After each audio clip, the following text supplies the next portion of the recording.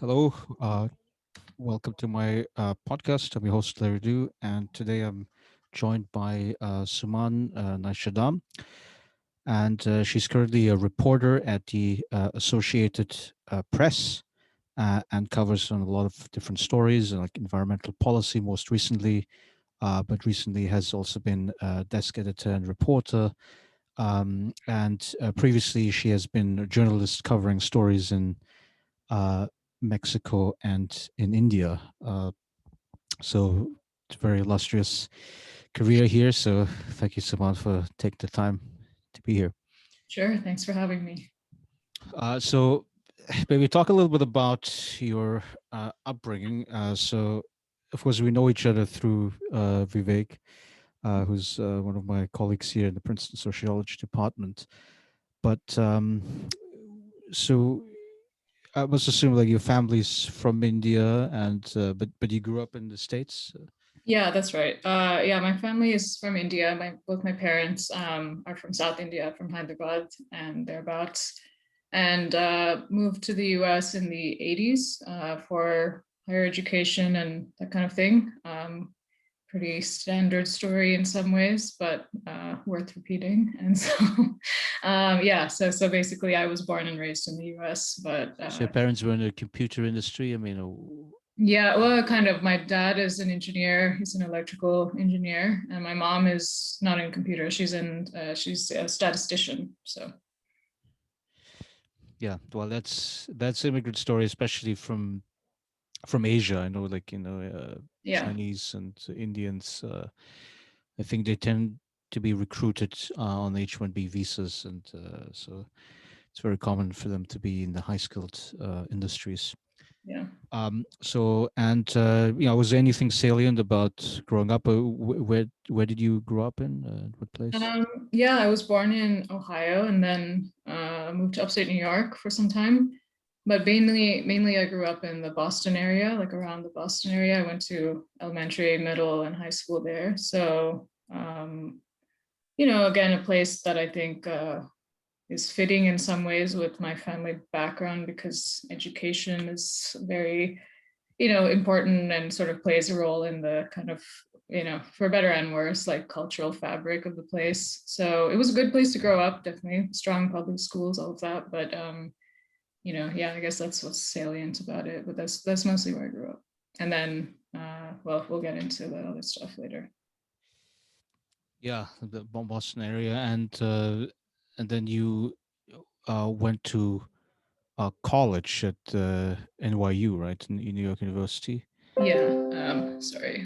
and yeah. So, what was your college selection process? I mean, why did you go It there? wasn't, yeah, it wasn't really that well thought out. I wanted to go to school in a city, and I was kind of grew up obsessed with the idea of New York. So I wanted to be a journalist, and I thought that it was a good. I wanted to study politics and journalism, and it's kind of what I did. But then I dropped the journalism while I was at NYU and just studied. I think it was like Spanish and political science as my major, and dabbled in sociology, in fact, and then some other stuff. So, where does your original interest with journalism come from? So, you were very clear in your mind when you were moving into 16. NYU that you wanted to be a journalist. Yeah, I mean, actually, in high school, I wanted to be a journalist. I was in the, like typical story, like the school newspaper. I was a news editor.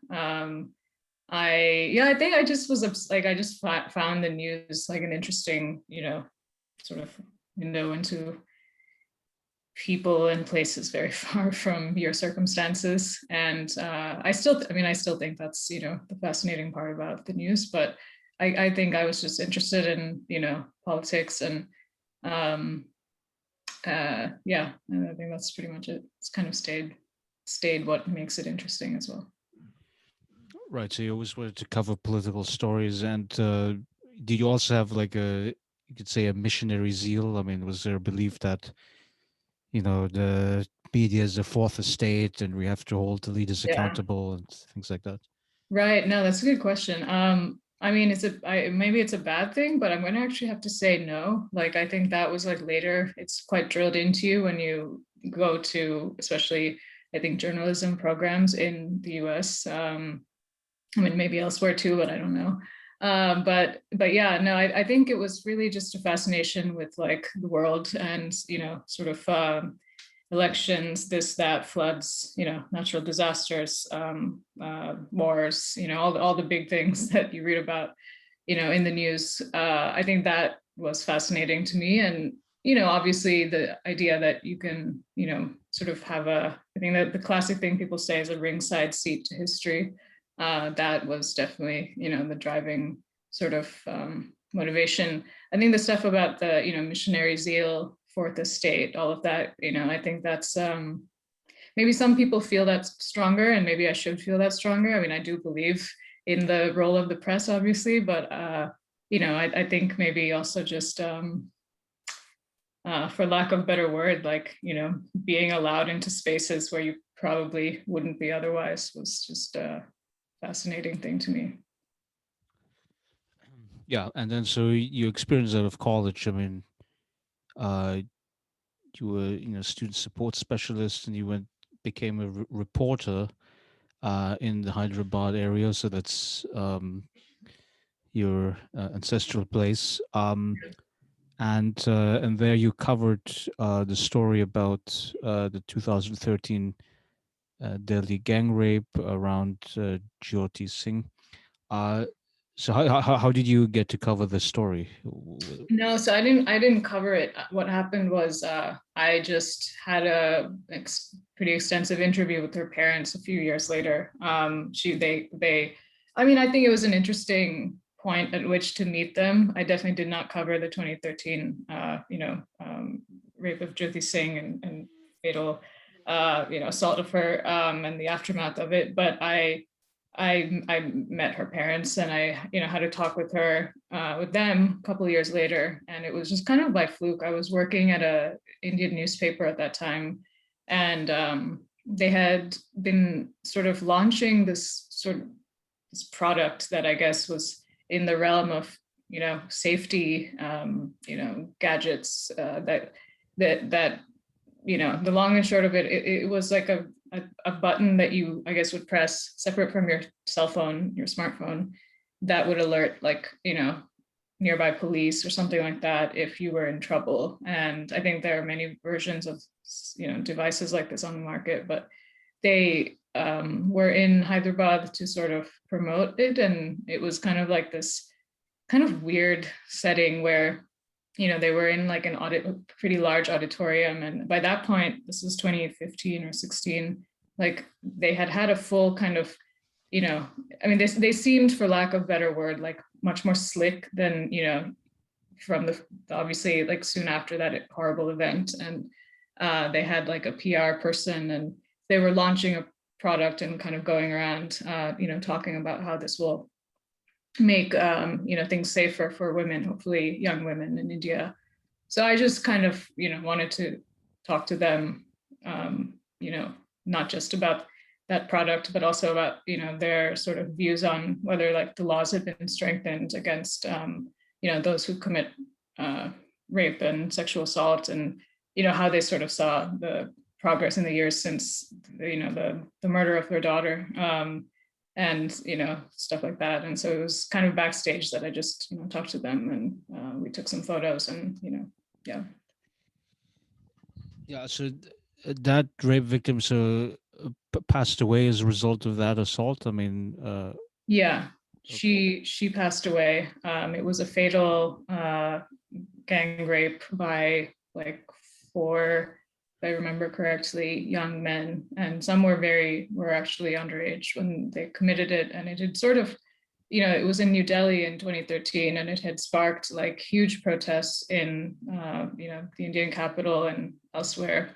And I think it was just, there was this tension that you would read about in the coverage of that event, where there was all these sort of a confluence of so many different things happening in Delhi, where like here's this middle class young woman, Jyoti Singh, who had gone, I think, to a movie or had been trying to do that, with a young male. And these people were on a bus that she had taken, and that was where it happened. And in some of the coverage, after the fact, it was kind of written about in a way where they were talking about how New Delhi is one of those cities, where it's surrounded by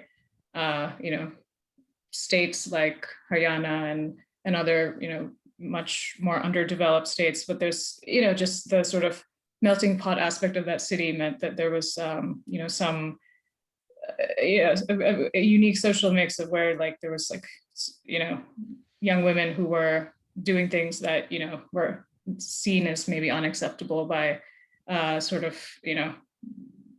migrants who had come from other states surrounding Delhi, and that this was a tension building as you know sort of in the long march towards more rights for women in India, and that Delhi was kind of this epicenter of this clash of norms and this and that. So I think that's what the larger conversation, the under sort of tones of it had become in the wake of that thing, which is that there's so many different sort of narratives going on, and the state of women's safety is quite appalling. But the sort of socioeconomic reasons underneath that are extremely complex. And I don't know. I think that was one. Yeah, I think you need a little bit more unpacking for people who are not experts about India. So, Yeah, is it correct to say that there's some kind of urban rural divide where essentially people that men who come from rural areas, perhaps with less education, less worldliness, they might have more traditional understanding of the role and the place of women in society. They should be not going outside, or at least not without face covering. They should be staying at home and I don't know, cooking food and doing domestic chores. Um, and and it seems to be that the you could say mainstream society in Delhi or in the large cities is you could say much more worldly, much more educated. The women maybe dress more liberally, and sort of like the maybe the Western sort of standard of free ranging women's rights, etc., is much more common. And but then you have the migrant workers, I must assume, who are coming into these large cities. So then you have a confluence of these two social forces. Is that a correct rendition?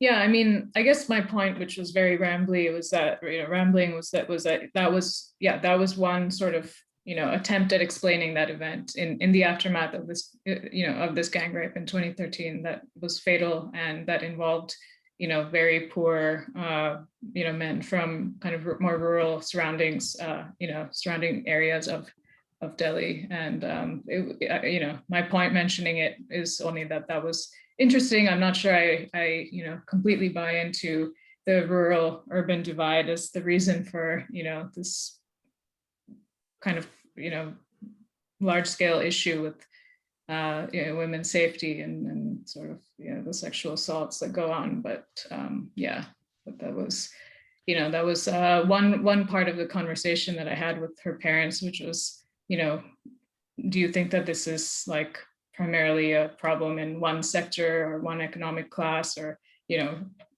what, sort of trying to unpack why they thought in the years since this happened. And they were very by that point, I think they had sort of gone through these conversations, these types of conversations so many times about the fatal gang rape of their daughter, that it was they I think they just basically said, like, we our understanding of this event is it sort of stopped at a certain point, and we just want to see progress. We don't want to keep trying to unpack the dynamics that may have led to it, or maybe didn't.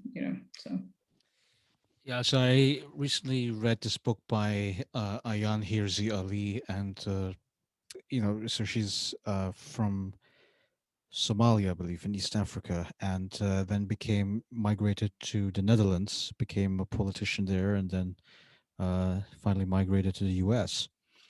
And she basically argues that you know that men who come from Muslim countries, um, they tend to have you could say more traditionalist patriarchal understandings of you could say between the genders, and then what ultimately happens that when they migrate to the Western countries, as happened with the refugee waves that occurred in the mid, I guess, couple of years ago, that they would bring sort of patriarchal notions into Western society, and that would ultimately create, you could say, social friction.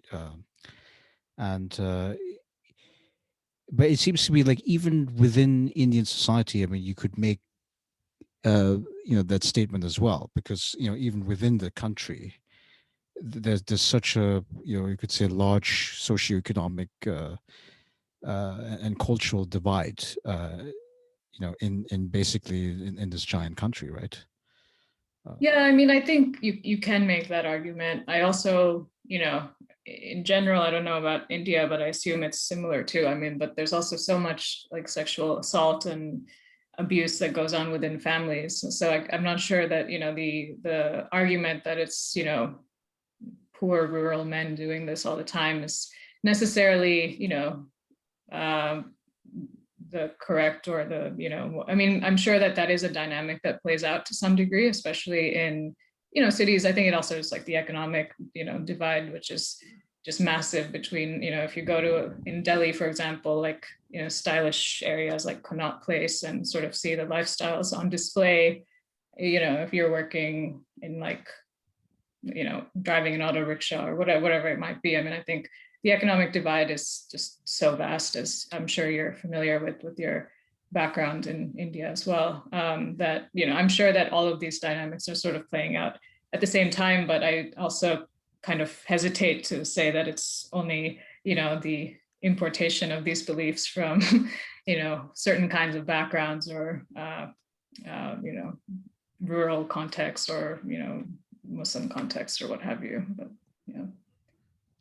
yeah, yeah, I think it's ultimately about the struggle between traditionalism versus you could say open societies or liberal societies, and we'll definitely see much more of that, because these two worlds are in fact interacting more and more. I mean, there's because globalization is happening, technology, information technology means that you know every piece of information that we have in one jurisdiction is going to be transmitted into other jurisdictions.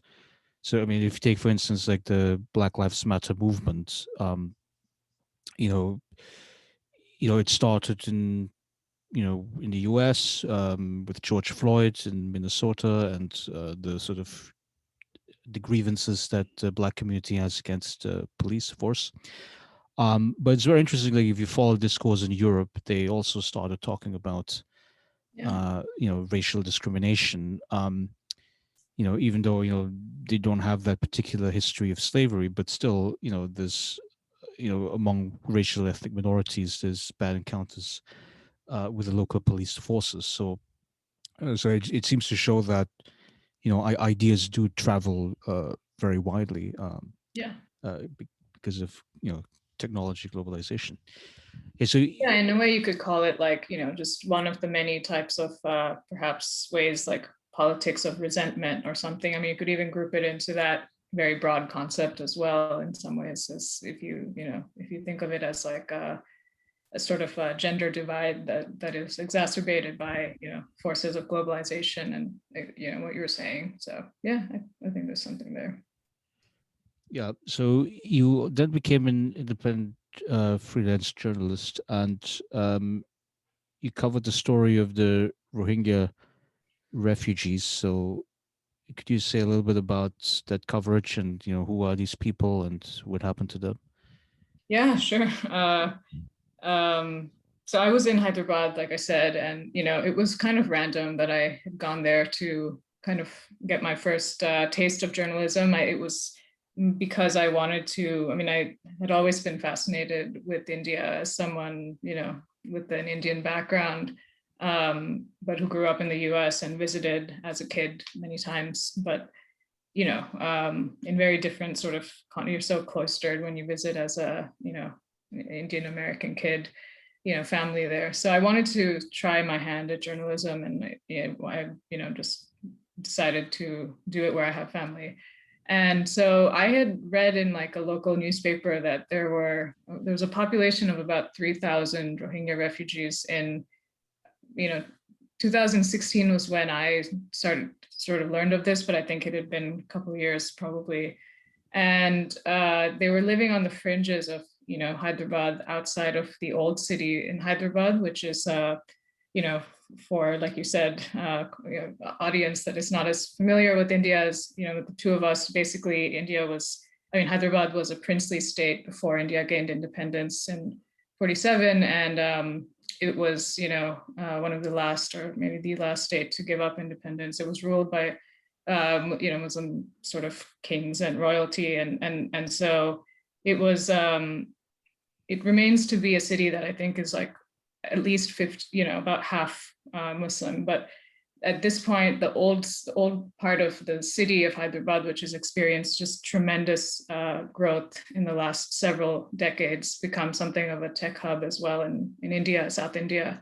It remains a very, very Muslim part of the city, and it's actually, though it has these, opulent palaces and whatnot, it's kind of the more rundown, less, newly developed sort of part of the city where definitely less capital sort of flows through, at least, as we can see it, in terms of businesses and tall buildings and whatnot. So anyways, so this Rohingya population was sort of living on donated land, if I remember correctly, outside of the old city. And I just wanted to, So they came from Myanmar, right? That's the origin. yeah, they came from Myanmar. There's this refugee population that had been sort of written out of Myanmar's constitution.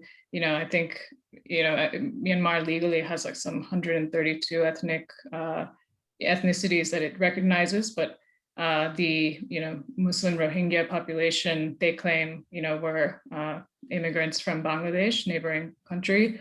And so, that is, there's, this sort of religious ethnic, conflict that emerged because of that. And so, India had absorbed a certain, I don't recall how many thousands. I think there were many more in Delhi, Rohingya refugees who had come to Delhi, and, through the help of various agencies and organizations, UNHCR and others, they'd settled, sort of in the fringes of Delhi, and then there was a much smaller population in Hyderabad. And I mean, so that's sort of the sort of basics of it. But I thought it was interesting, given given Hyderabad's sort of roots as an Islamic city in many ways, and trying to see, like, I had thought of the Rohingya conflict, or the whole, at that point, 2015, 2016, I mean, if you read about it in the Western press, it's like it was such a different context to what I had been reading about in the Western press, which is that it's a Indian context in which they are either being received or not so well received. And so that's what kind of drew my interest in trying to go visit and talk to these people who are living in a very kind of forgotten patch of donated land outside the sort of crumbling, decaying, like part of the old city of Hyderabad. So very kind of interesting layers upon layers of dynamics So there. I don't know whether you followed up on this particular story of the Rohingyas, but do you know what happened to many of them? I mean, do they stay in the Hyderabad area? I mean, do they? Yeah, I'm not actually sure. I mean, so this was like 2016, and even when I was there, I mean, I think that basically under Narendra Modi's government, there was like, laws being written basically that were also trying to exclude, refugees and asylum seekers from neighboring countries in South Asia that weren't of Hindu background, which, Hindu or Buddhist. So it was, again, this kind of exclusionary, policy. And so I know that, again, with the much larger population of Rohingya refugees in Delhi, I know that there was tension in terms of like whether they could stay or leave. And I did not follow up with this story beyond what I had written then. And I think that basically after a couple of years, maybe 1 or 2 years, in general, the Indian kind of government at the central level, had become much less friendly to the idea of Rohingya refugees, within its borders. And there was, this kind of controversial measure that had been passed, and then it sort of you know what I was mentioning of a kind of exclusionary measure to you know prioritize accepting asylum seekers and refugees, displaced people from neighboring countries who were of Hindu or Buddhist background. So I'm not sure what happened to these couple thousand refugees, but Yeah, I think this raises the topic of what the broader political agenda of the Modi government has been, because I know of like last year or 2 years back when uh in the state of Assam the citizenship was revoked, and it hit also like a Hindu Buddhist population, but they would but many of them would be able to reclaim citizenship, and I guess the end goal was to exclude the Muslim population there, the minority of Muslim people, from regaining citizenship. And it's very interesting, like, to put this into context with what the broader Modi agenda was. I mean, at the beginning, when he was still the chief minister in Gujarat, he was sort of praised as, we are improving the economy and everything, and we're going to bring neoliberal reforms, um, and then there was certain economic reforms like demonetization, which basically destroyed the large banknotes, but made a bunch of people very unhappy if they couldn't change it into currency. Um, and Yeah, and then of and course and you they, have. and they replaced it with a larger note, which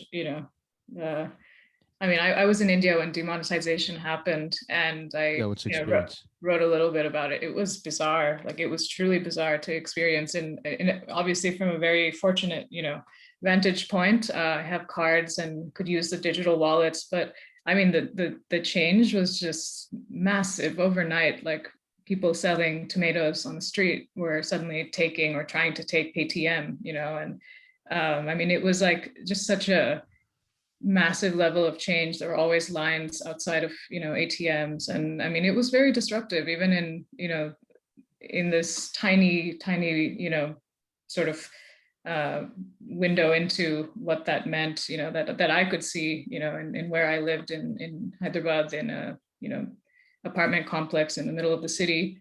So I can only imagine or I can't really, like, what that looked like in more rural areas. But I was just commenting that when you said that the point of it on its face of getting rid of 85% of the circulating currency overnight was to sort of, stamp out black money and these things. But I mean, they replaced it with a 2,000 rupee note from, I think, 1,000 and 500 notes, which they had gotten rid of in this way with this decision by Modi. And so it was just ironic that then there was like a bigger banknote introduced afterwards. But But I guess the goal of the government was to increase, electronic payments, which presumably would be easier to monitor, and you'd be able to tax it much more easily.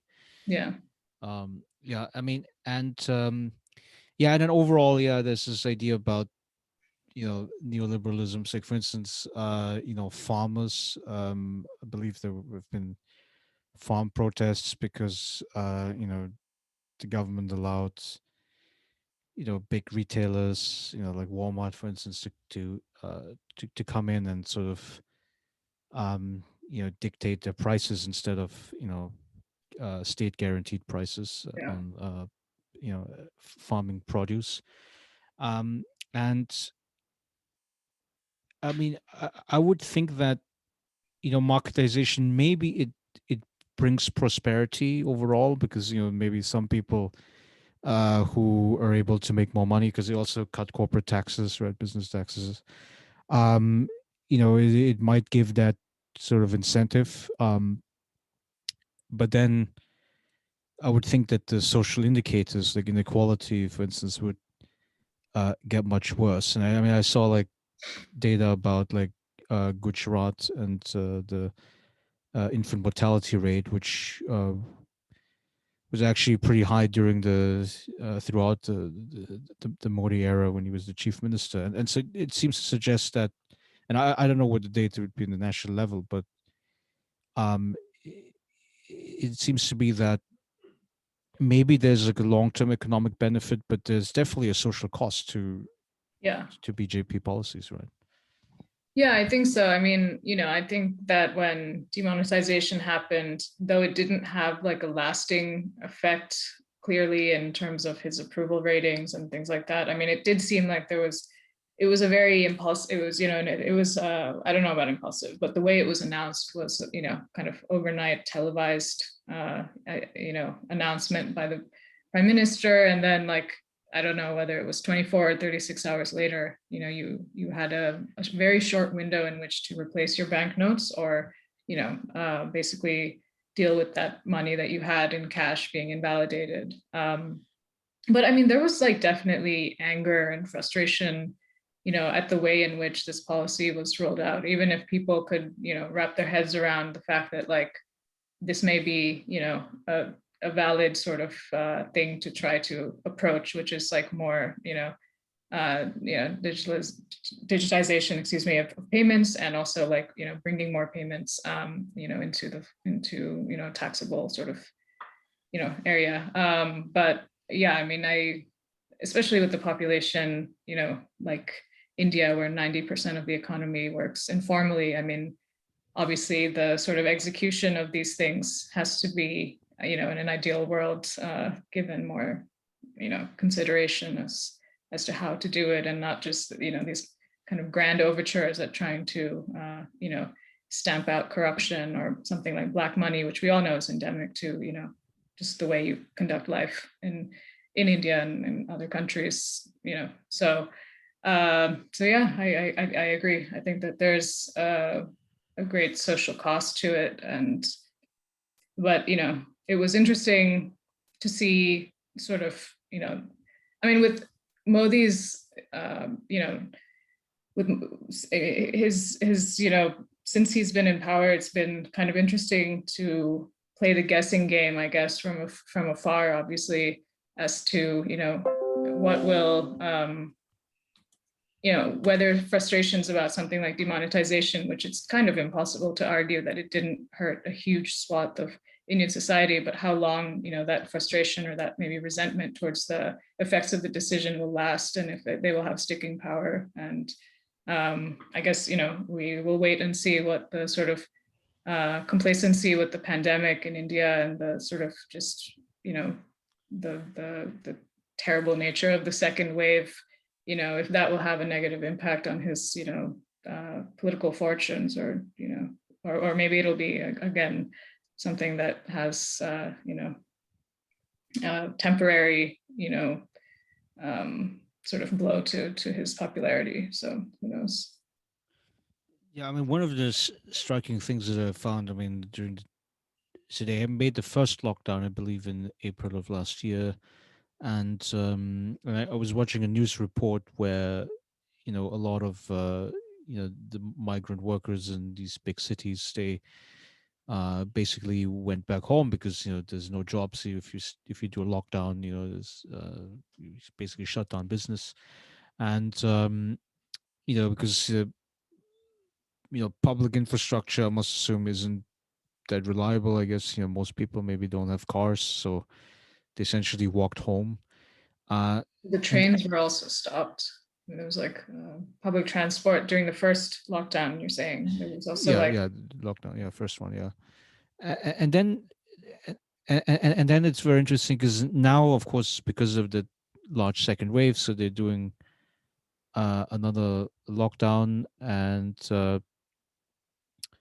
and then I saw these interviews with these sort of again laid off workers, and now they're actually very reluctant to go back. I mean, I guess they might have to go back anyway because it's expensive to live in the city, but you know, but they were sort of already traumatized by that first lockdown, where if they make the trek back home, what would they do for a living? I mean, one of the points that like Vivek was raising was that there's actually, you could say, a de-peasantization of Indian society, which means that people are basically giving up the land, losing it, selling it. So which suggests that the sort of the fallback option of like go back to the countryside and maybe live off the land. like your ancestral land. Yeah. Yeah, I mean, and that seems to be like a diminished option, right? I mean, it's like not everybody could do that now, right? Yeah, I mean, to be honest, this is not an area I know that much about in terms of the hundreds of millions of migrant workers in India, but um, I guess yeah, that's what you read about, right? That you know, younger sort of rural, people from rural backgrounds don't want to sort of go back to it, or that maybe those trades are no longer considered viable, or you're sort of, I mean, Vivek's whole area of study is sort of this nether area that you're sort of you're relegated to when you have a third-rate engineering degree from a school in, I don't know, a sort of third tier city, but then you're also like not able to do your ancestral trade. And I don't know about whether people are giving up the land. It's not really an area I know much about, but Yeah, yeah. And so, so again, back to the issue about Modi, because yeah. so so I would argue that this whole like economic transformation is uh not working out too well. I mean, I think there's a lot of economic losers that are being produced, and I think it is in that context that in the second election that was happened in 2019, about 2 years ago, that I think there was a greater turn towards Hindu nationalism, right? And you know we got to defend this temple against I don't know, Muslim encroachment and things like that. um and s- so how would you contextualize the situation of where the country is being taken, especially with respect to you know inter-ethnic tensions, the potential for communal violence happening?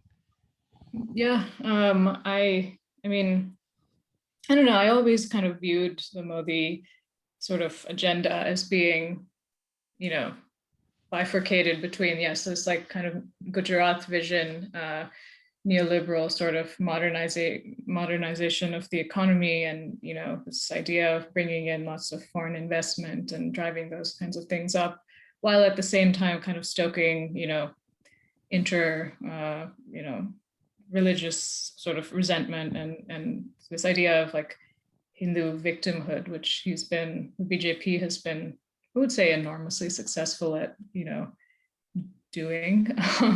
But I don't know. I mean, maybe this is sort of a very generic view of the situation, but I think in the style of, populists around the world, like when the sort of, I mean, India's economy is just genuinely not in a better place than it probably, was before Modi.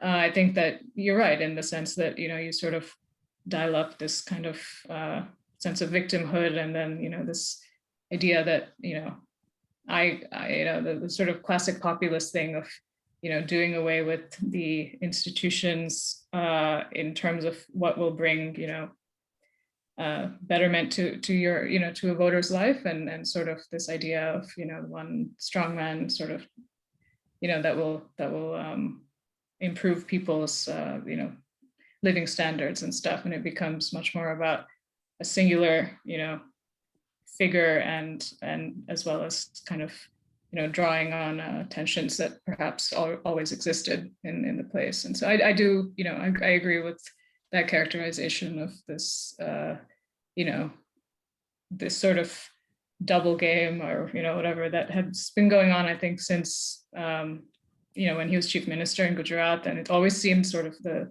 playbook. And, things like pandemic obviously don't make it easy to have, strong economic indicators and things like that. So perhaps, it's sort of falling back on this.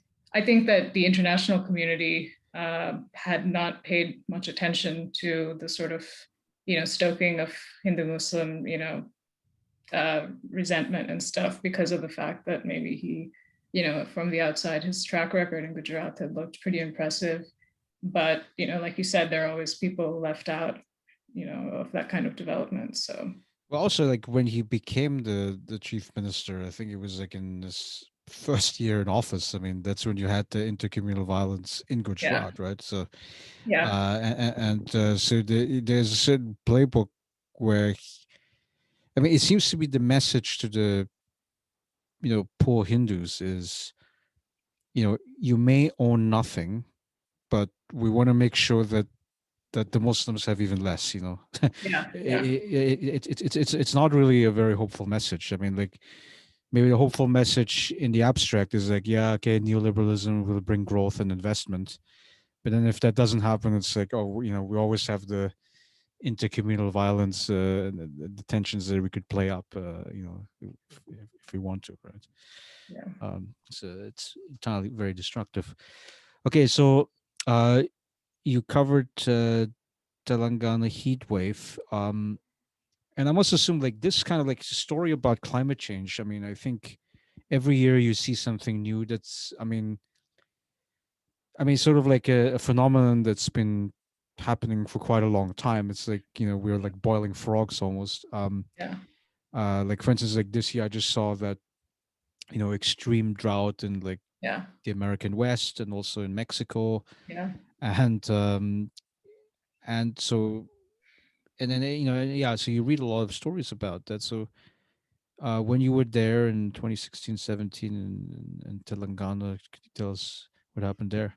Yeah, it's like these stories feel so, it's just a walk down memory lane, I guess, if you want to call it that. No, I mean, it's interesting even thinking about this stuff, because it's been genuinely a while. And I think that unlike academia, there is a certain aspect of news where, individual stories you write are very ephemeral. So like I have forgotten about some of this stuff, because I should, there weren't that much of an investment of, mental resources, among other things. But yeah, so anyways, so Telangana heat wave.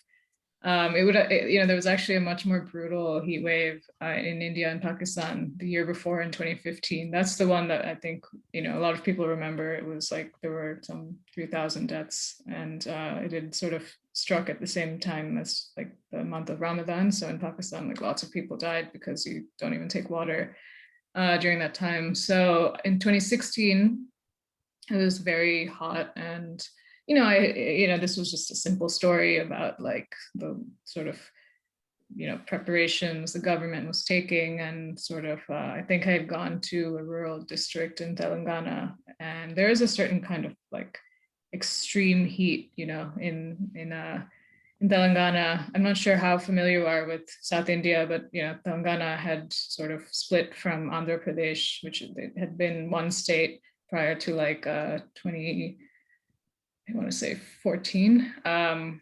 And Telangana has, far less of the kind of rice and paddy fields and the beautiful coastal areas that Andhra Pradesh does. Telangana is a very hot, dry, part of the Deccan, plateau, or that part of South India. And so it's just like incredibly hot. And I don't know, there's not much else to say about that. It's getting hotter and hotter. And you know, I don't even know. It's just, yeah, like you said, uh, you So know, the ecological process of it, I mean, I guess the main concern is about water supplies, right? So the water table is declining, I must assume. I think Uh, so, but I honestly don't know that much about it. I recently started a job with the AP like 2 weeks ago, covering water policy, but in the US. And it's like I am completely new to the area and have so much to read on and read up on. And when I, but yeah, it's like now, like everywhere I look, it seems to be that there's a water problem, a water calamity staring us in the face that I didn't even, consider to have existed like, more than a month ago.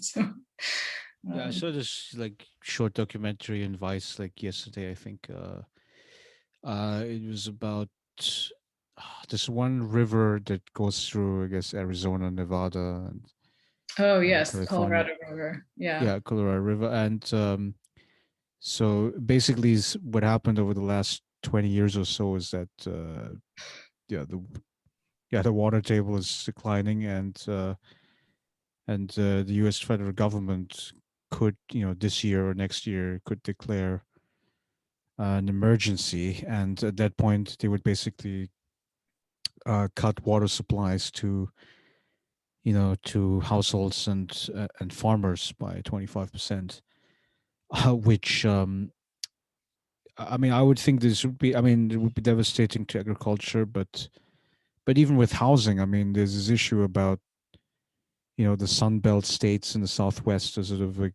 attractive areas where people move into, low taxes and nice warm climates. But then it turns out, well, if it's really dry overall, um, maybe it would make it less appealing simply to actually live there, right? Yeah, I Uh, mean, that's what you would think, but there's so much manufacturing moving to the US Southwest. Arizona is kind of like a hub, and a kind of the greater Phoenix area is somewhat of a boom town. I mean, definitely a boom town. And there's like a lot of manufacturing plants, especially in kind of like tech related companies that have moved down there.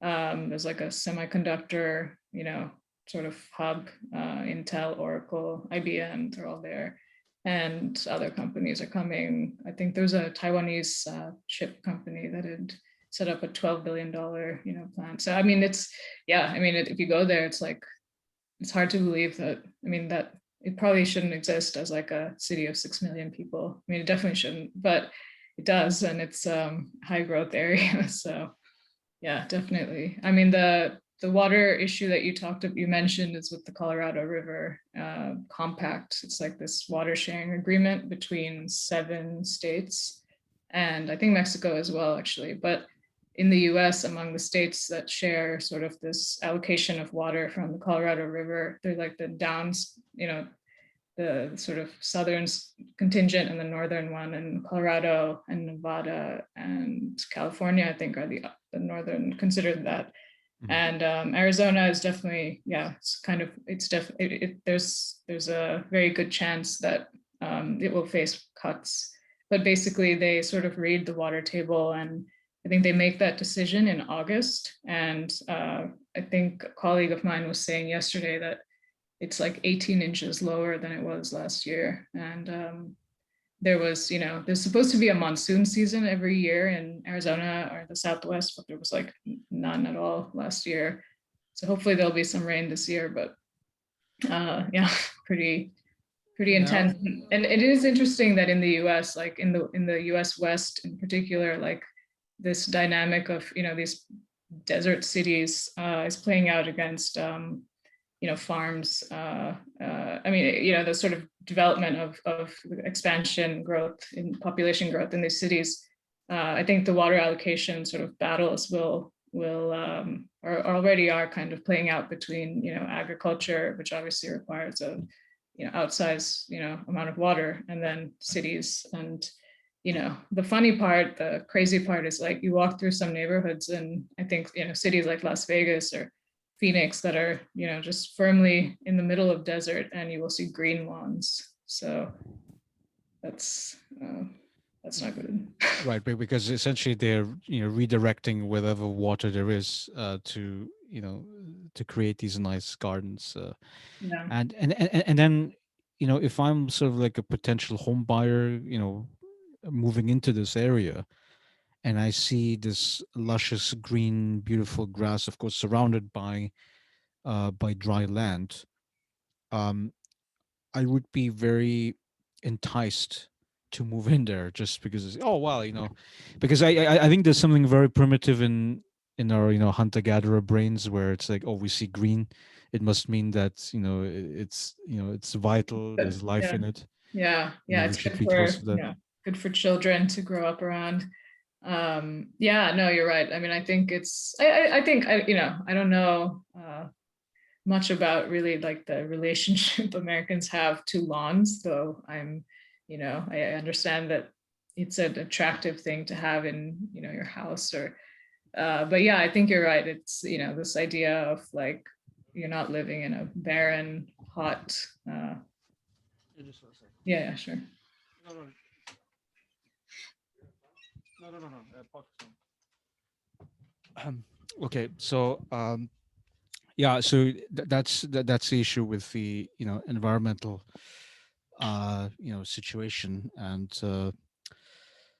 uh, I would want to go back to India, and you also covered Uber drivers protests, and of course you could also of course plug in any Uber drivers in the world, because I mean if you read, for instance, the stories of Prop 22, I believe, in California, where there was this issue of are these drivers contractors or not, um, and Uber won it. They said, well, they're actually contractors, but you know uh, so what is the unique context in which I guess the Indian Uber drivers find themselves in?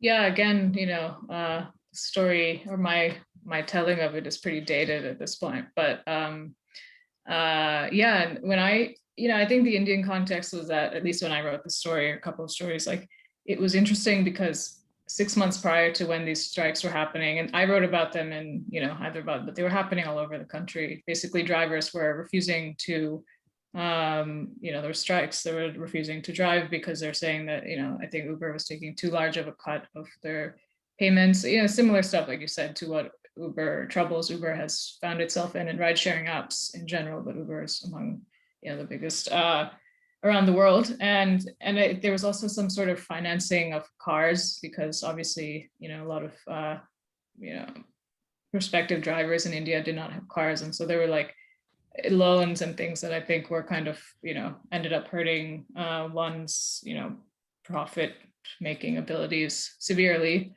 And so there were like mass strikes among Ola, which is like the Indian ride sharing app that had a much bigger footprint at that time in many more cities than Uber and Uber drivers.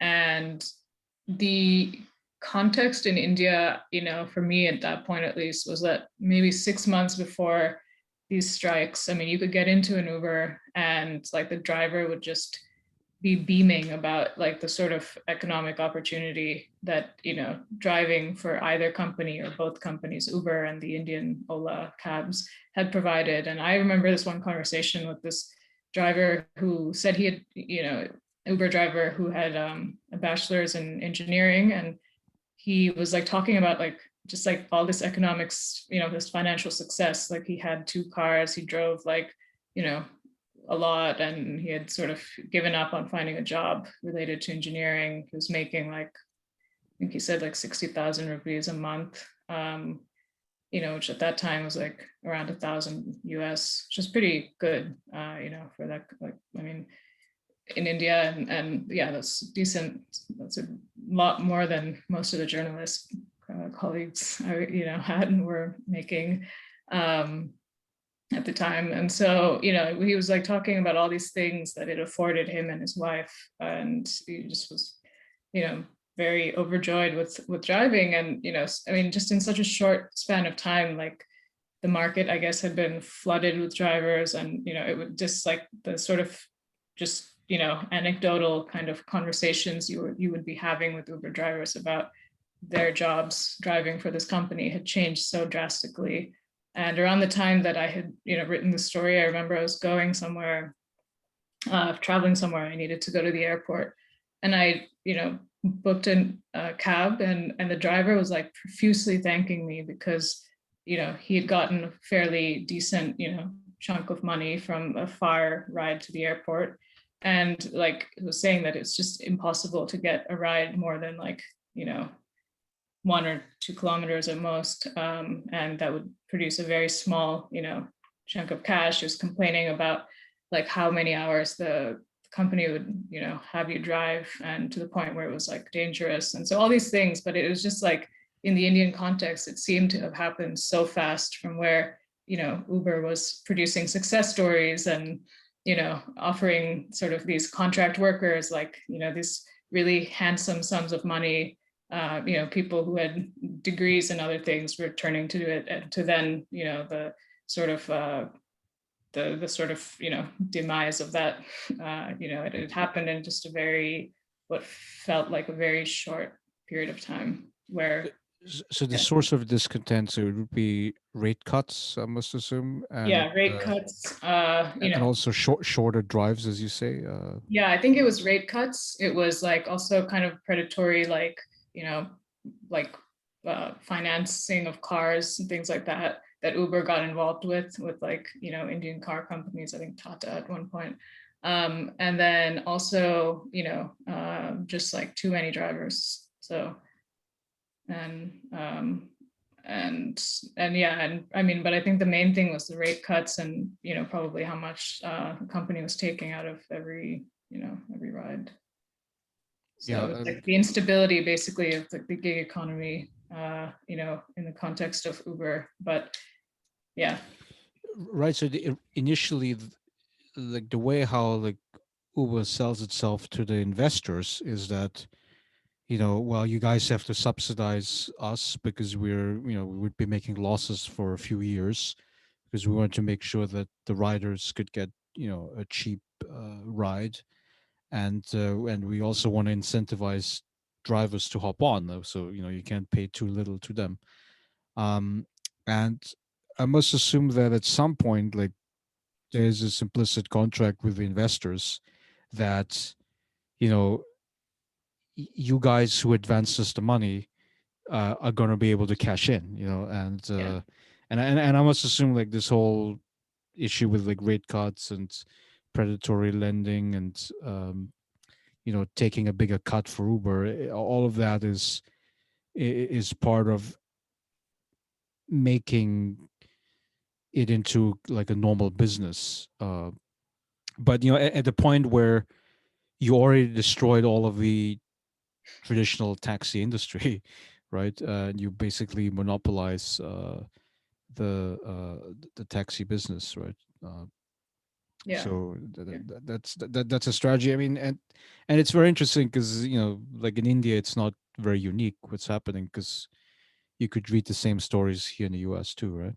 yeah, yeah. I think you can. I mean, it's kind of funny. Like, I don't know if you've noticed this in the recent, couple of months, last couple of months, but now, I had read something in the New York Times like the other day about the end of the subsidized millennial lifestyle, and just basically that, Uber and Lyft and this is in the U.S. The prices have been just extremely high recently, and it's like talking about how, like you said, that basically these companies that have just been operating on losses for, basically our whole history with them, now are sort of trying to not do that. And, this idea of saturating the market and sort of that being the priority at some point had to give up. And so this article was saying that maybe, this is the end of the millennial subsidized, you know, sort of tech story. I don't know.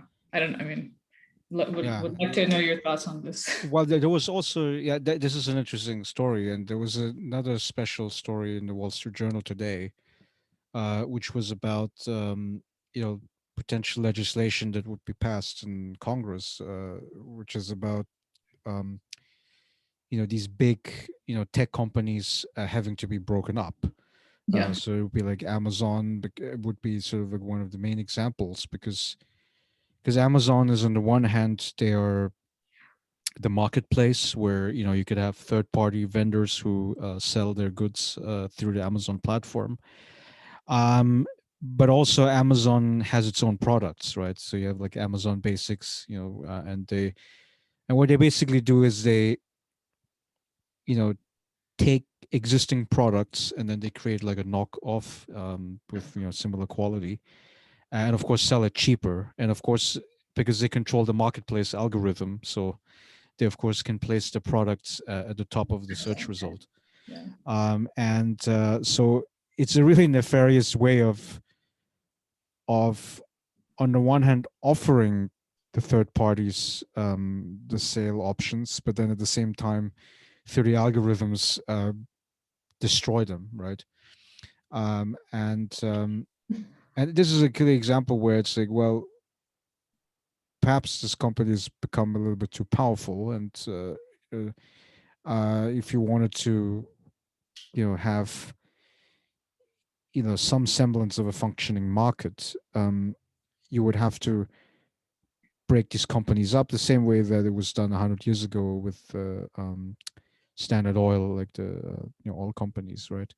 um, and we've basically reached a monopoly stage of technology capitalism, right? Because I mean, none of these companies necessarily are competing with each other, right? It's like Facebook has got its own like little track, like everything related to communication, WhatsApp and Instagram, etc.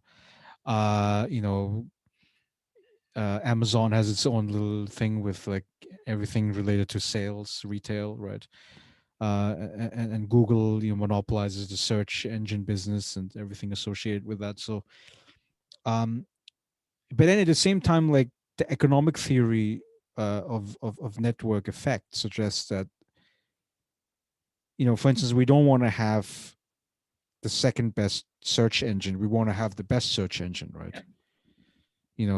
Like, I don't want to have like a secondary social network where, let's say, half of my friends would be on it, Yeah. but I want to have like one centralized platform where, like, for instance, you and I connected via Twitter, right? So there's like one platform where I know I can get a hold of you and other people. So and I don't know, it's sort of like a conundrum in my own mind where it's like I get this idea of like Schumpeterian, like, competitive capitalism, right? But it seems to be that the network effect still favors the growth of Monopolies. Yeah. monopolies. Yeah. Yeah. No, I think that's true. I mean, I also think like these products are different in, I mean, obviously, like from like oil, like I don't personally have a preference if I, fill a tank of like, regular petroleum from Shell or Exxon or any, I mean, it's like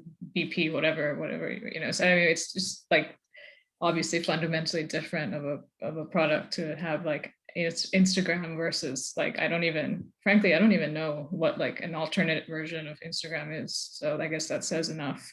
Um, like I don't know what like this sort of knockoff Instagram even is. So could not name it. So yeah, I think this this idea that you mentioned is very true. And uh frankly, I mean, like anecdotally, like I had a funny interaction once with a BuzzFeed news reporter who covered labor, and she was largely focused on tech, labor and tech, and she told me like, all of this is true. I'm always looking for stories on Amazon, and but then come like 5 p.m., then I just become a consumer, and I log on sometimes, and just to buy something. Or I mean, it was said in jest, but I think that's true. Like I mean, how many of us even can name a few friends, or I don't know, maybe you're different. I don't know who your friends are necessarily, but like we're just so dependent. And I don't think like, I think there's maybe,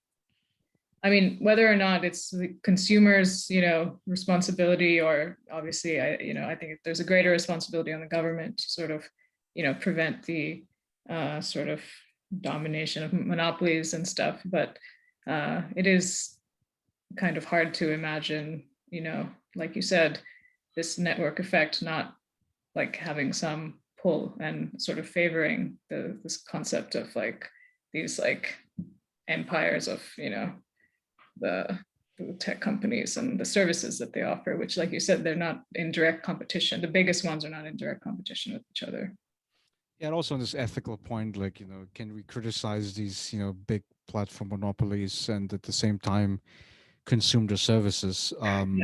Yeah, I mean, because we live in this world, right? And I mean, of course, you can try your hard. Like, if you really wanted to escape it, yeah, I mean, you live in a forest or something, or like you buy a house somewhere far out and off the grid, and then you never have to take an Uber, you don't have to log into any social media. You probably don't care about searching stuff on Google or buying stuff on Amazon. So, but it's very hard. I don't know.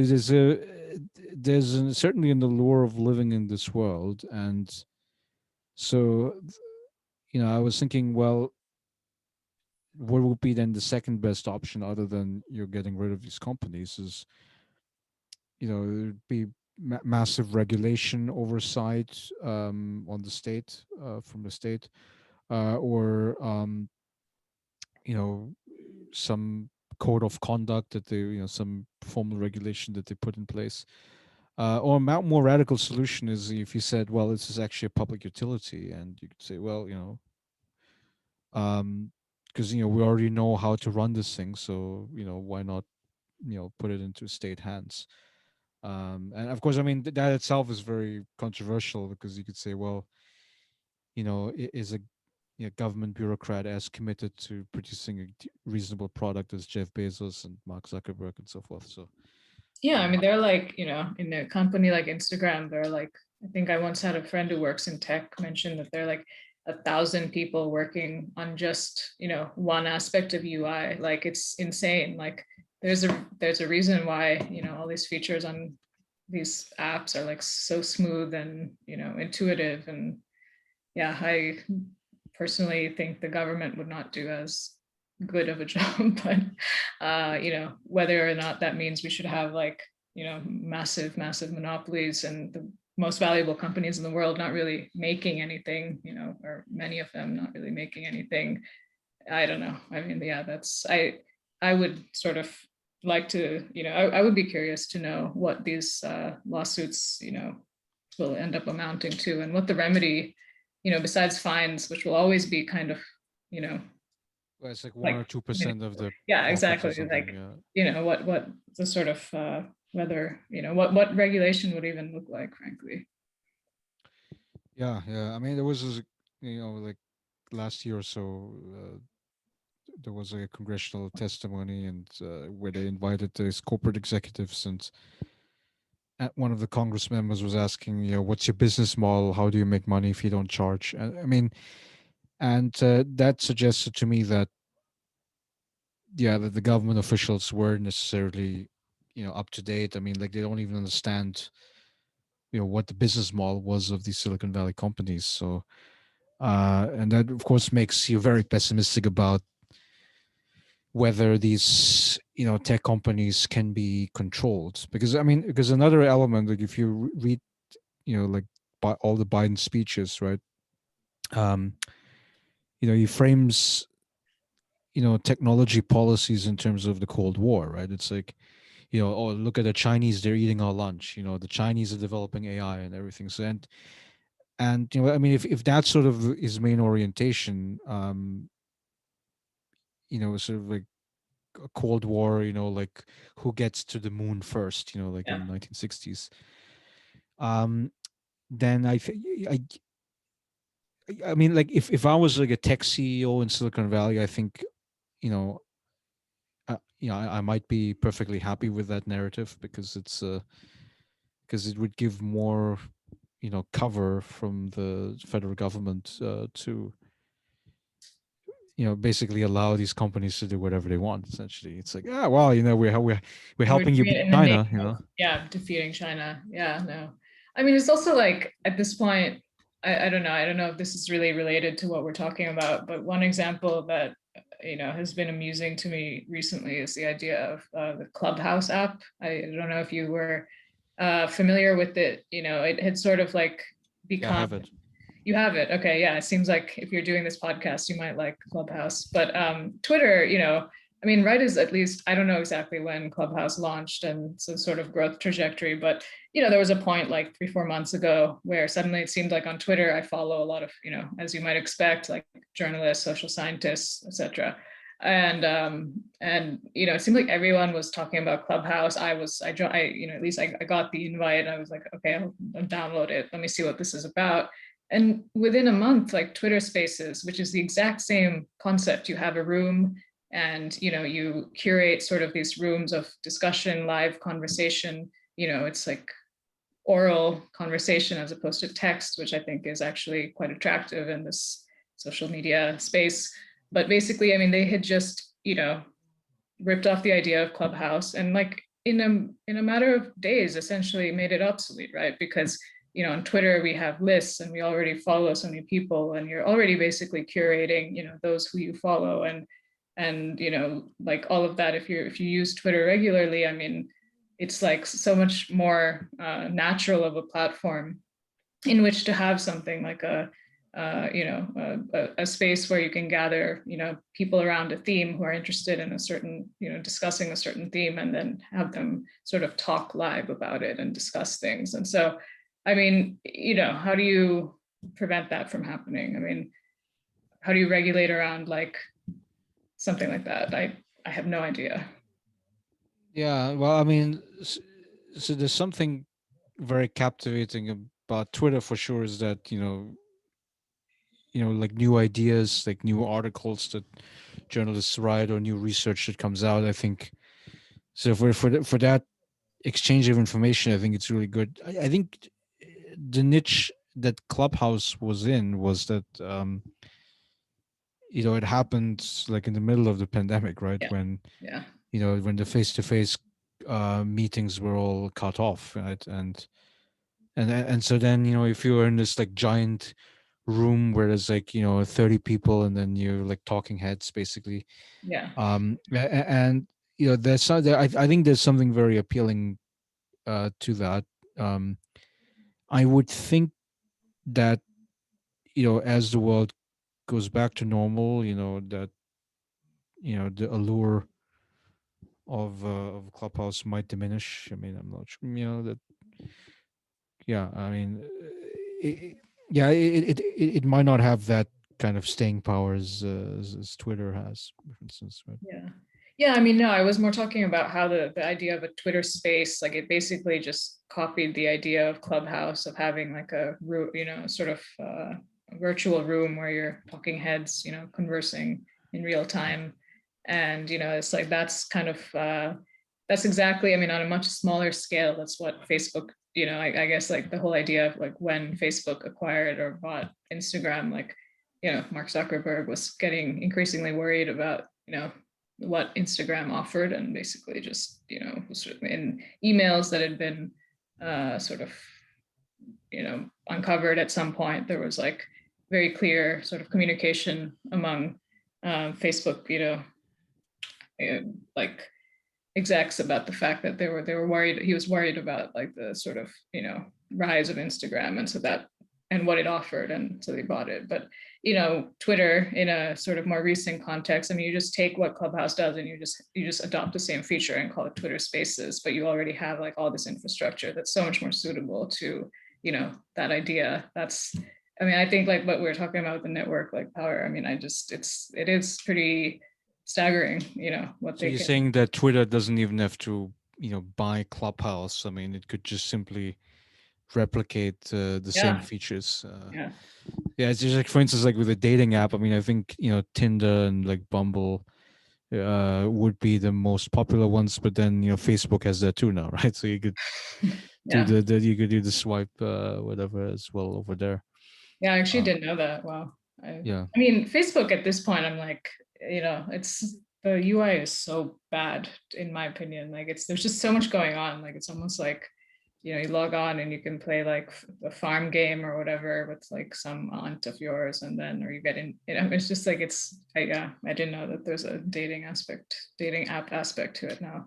Yeah, yeah, it's integrated into the Facebook app, and then uh, yeah, but definitely like gaming would be a big element because It's huge. Yeah. because gaming it like it fascinates the mind, like it keeps you hooked on it in ways that maybe other forms of the user experience you don't get, right? So and the more time that you spend on the platform, right, the more data you feed into it, and that means more targeted advertising, and yeah, it's sort of like, yeah, capitalism on steroids, because like the whole idea about capitalism, like if you read like the classic social theories, like Marx, Weber, and so forth, um yeah, the whole idea is like, how do you make things calculable, like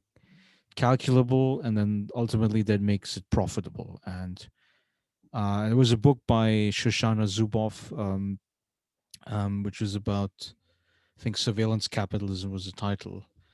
But she basically argues that, like, uses like the Marxist concept of like surplus value, right? It's like, the workers produce more to the employer than they get paid in wages.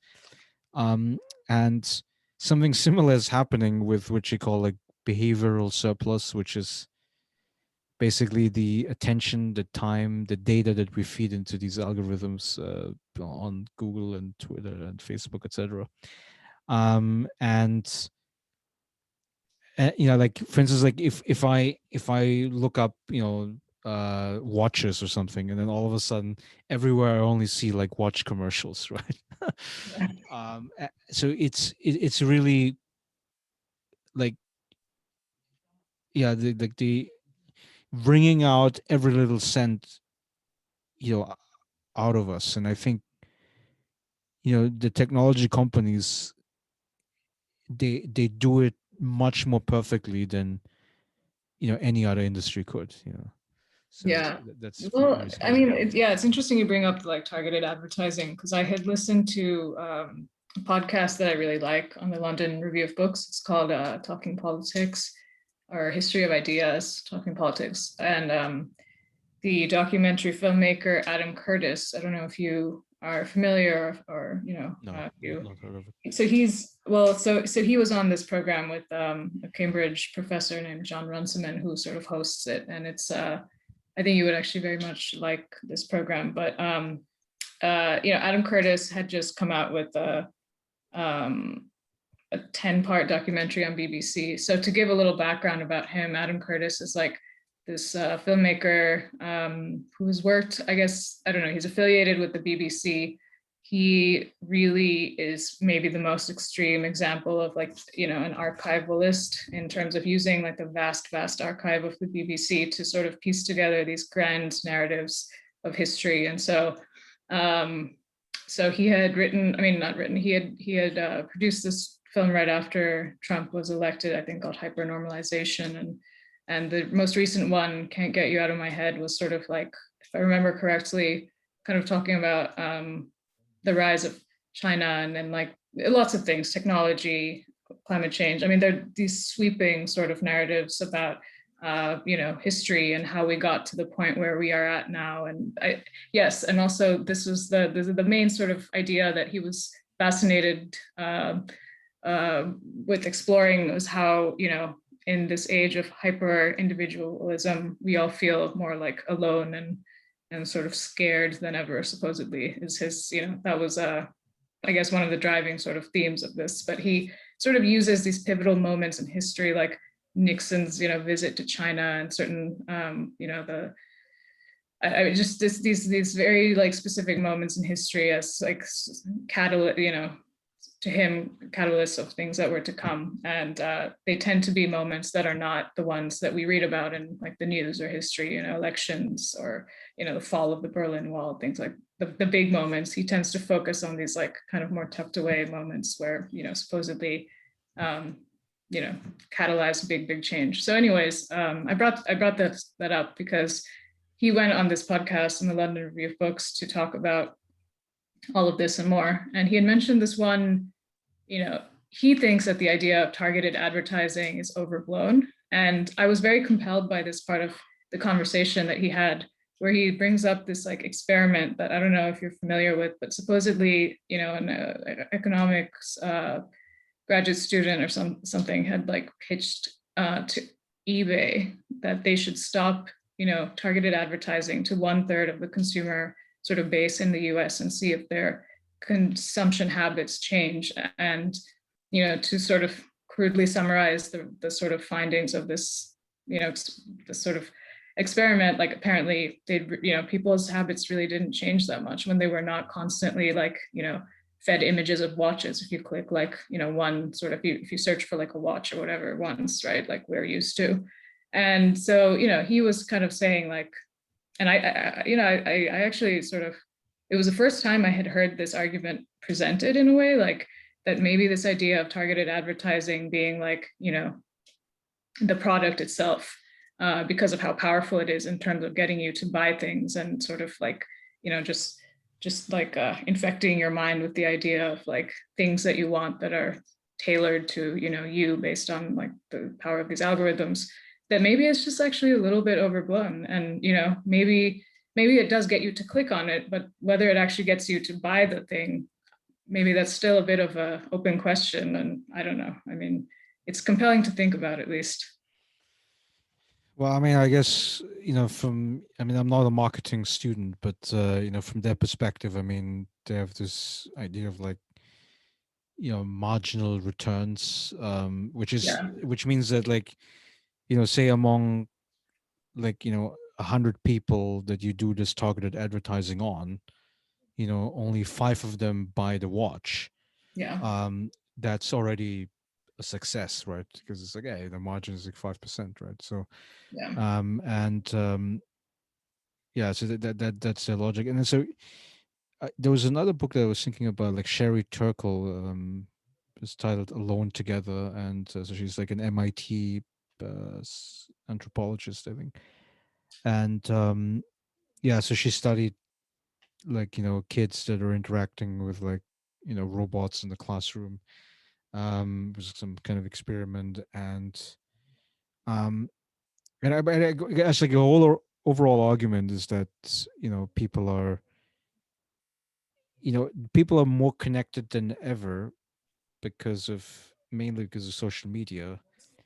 Um, but they actually feel more lonely, and because it seems to be like it's not like it's not genuine, it's not a real interaction, right? In the same way like if you said cross somebody, um and I think that is true because it's like you and I, we might be just old enough to know that, like, when Facebook started, we must have been like teenagers, maybe late teenagers or so. So at least our early childhood was, how should I say, uncorrupted by this social media stuff. And perhaps the negative social effects of using social media, psychological effects of social media, we feel less of it because we still had a normal unadulterated childhood, right? Yeah. um but the so-called digital natives, so these are people who are basically 10, 15 years younger than us. um yeah, I think they they would be the ones who would face the full brunt of yeah, being exposed to a lot of technology. um yeah, I just one like little story. I mean, I one of my um cousins, when she was came for a visit, she brought her young daughters, like 3 years old, and the first time she came, she, like very rambunctious, running around. It was very hard to catch up with her and take a break basically.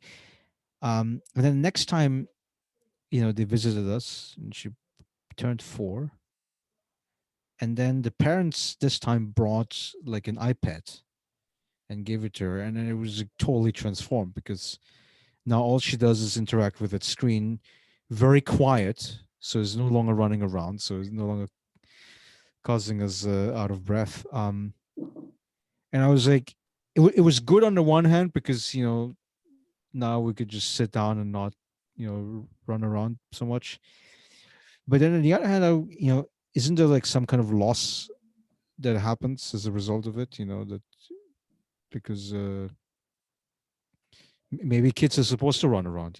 Just I don't know. Yeah, no, I mean, I for one am glad that my childhood was not fully digitally native. I mean, I was like in the 10th grade, I think, when Facebook, maybe the ninth or something grade, I don't know. But it's also interesting to remember like the very crude sort of first versions of these platforms like eBay or Amazon even. I mean, I have like distant memories of when it was just a site on which you bought books, right? Like, I mean, that was what it started as. And um, yeah, it was, I mean, now I may be getting like prescription medicines or whatever, seeing its founder be in space or I mean, who the hell knows? But like, yeah, no, I think it's quite weird to see like changes like what you mentioned in like very young children, like people whose speech is not yet like,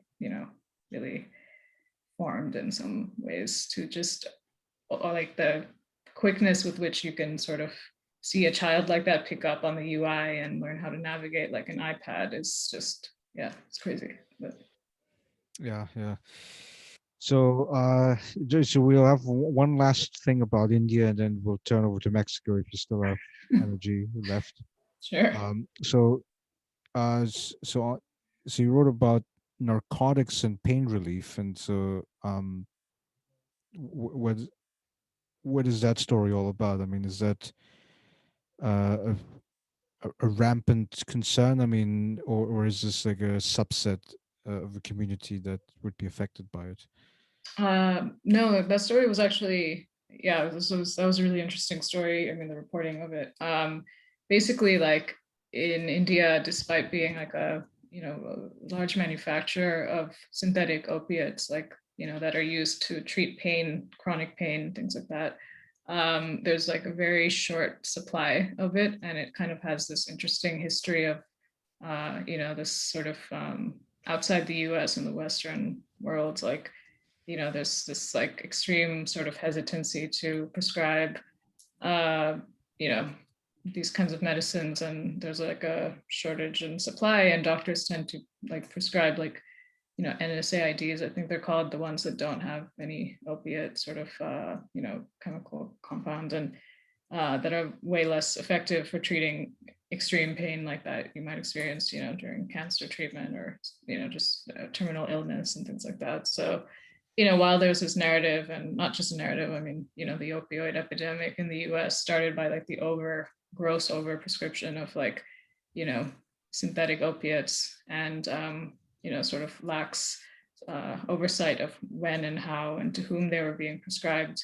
In India, there was like, and in much of the developing world, there's like kind of like the just like polar, I think the inverse of that. And like there's like a shortage of both like culturally, like in the sort of like medical, consensus, like it's, there's kind of an under prescription of painkillers when there ought to be prescribed, and also like a supply issue. And there's an interesting sort of global health history behind that.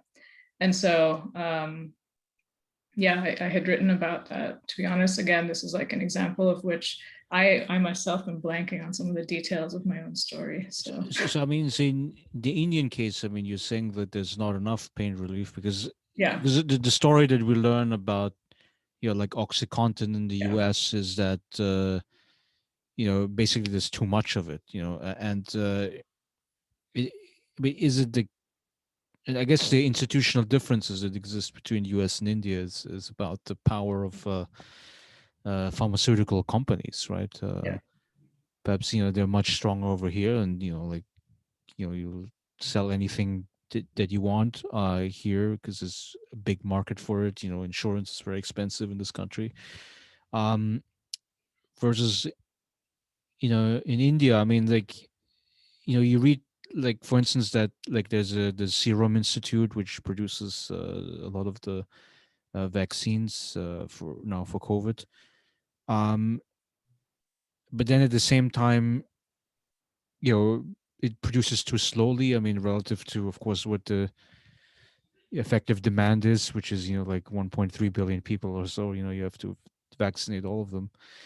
Um, and and it's still, I guess, a story of, like, still being a developing country, where it's like, maybe Well, yeah, there's I mean, just I a think that's a tarnish. part of it is that like the vast majority of like morphine, for example, that's manufactured in the world are the raw ingredients to make morphine. That like it's the supply, like it mostly goes to like the developed world, like rich, Western countries for the most part. And so that's a part of why like, there's a shortage of you know, prescription pain medication, synthetic opiates in the developing world. That was one part of the story as well. Yeah, the sort of So the yeah, production is used for foreign exchange. Essentially, it's not yeah, for yeah, domestic consumption. And yeah, I mean that. I mean, so I remember, so part of that COVAX campaign, right, which is yeah, like, we're going to produce vaccine for developing countries. And as far as I understand, I mean, the bulk of the COVAX contracts were made with India, right? So basically, India was supposed to be the supplier of vaccines to the third world. And then, of course, because of the big wave now, um, then the Indian government prohibited export. But up until then, I guess, like the calculation of the Indian government was, hey, we we can make money off of this, something. Yeah. yeah. I think so. I mean, I don't actually like know what the reasoning was as far as the Indian government or the sort of companies involved as to why like you would. I mean, maybe just like muscle memory.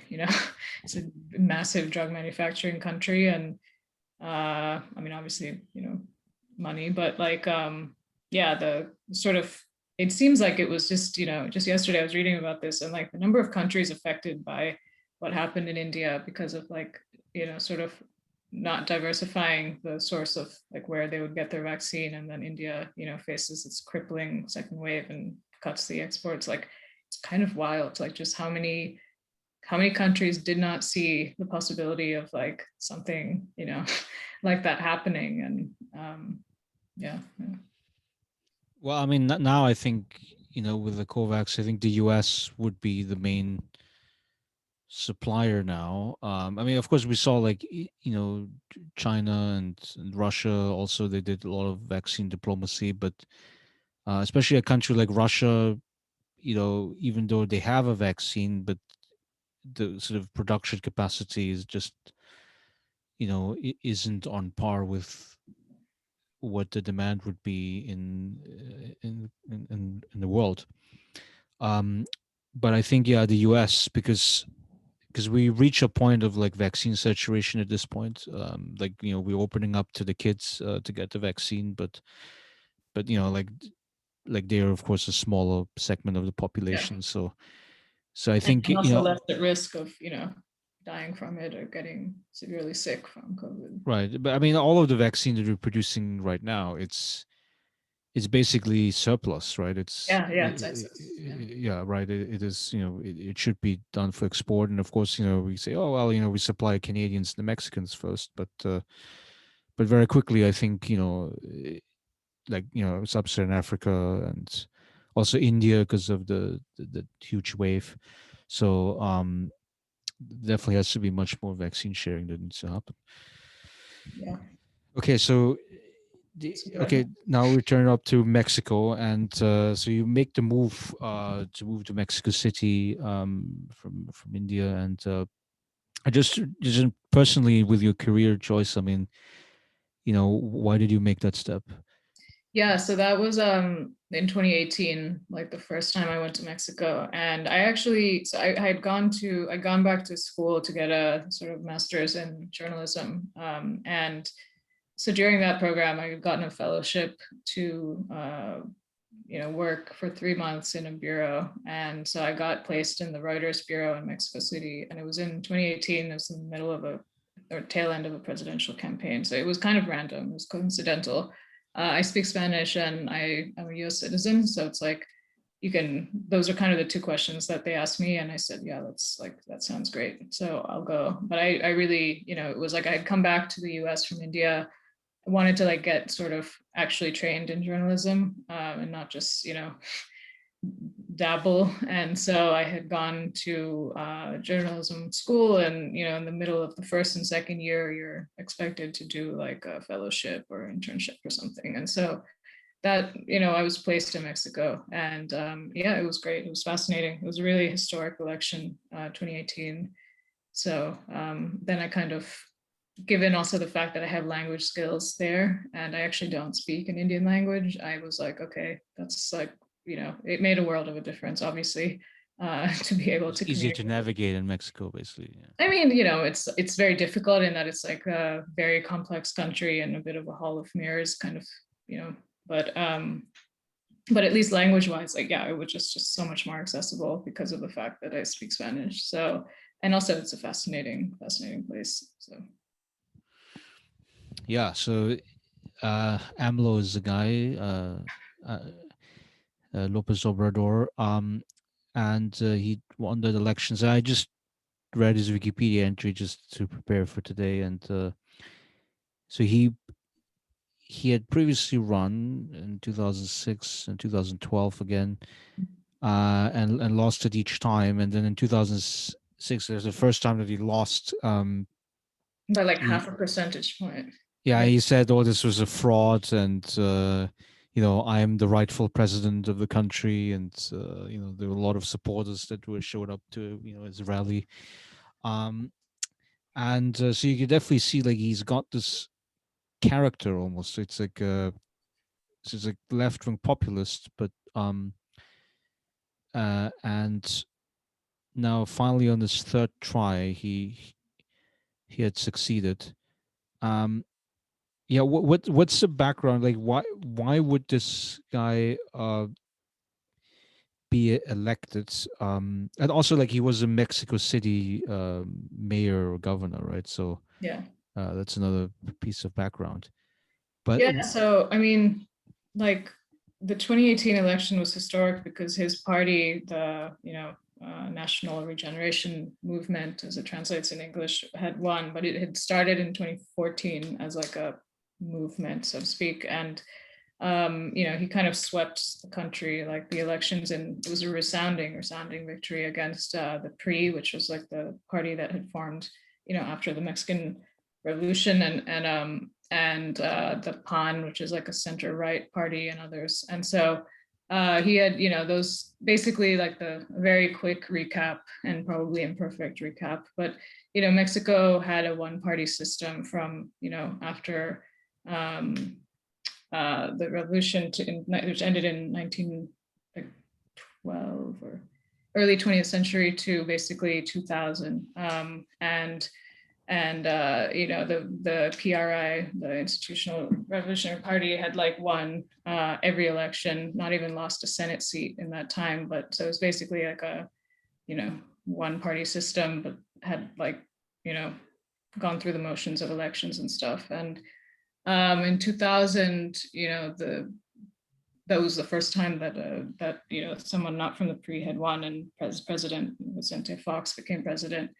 And there was like, I guess, basically very weak institutions as a result of one party rule for that many years, 71 years. And so it was like the president before Lopez Obrador, Enrique Peña Nieto, had just it's just been immense corruption under his rule. There was like some pretty iconic, I guess if you want to call it that, like scandals, and including the the disappearance of 46 students from a rural teaching college, in which, it seemed like there was definitely some role of the government, whether it was state or federal, it was never resolved, like many things there. And so there were some, personal corruption scandals involving his wife.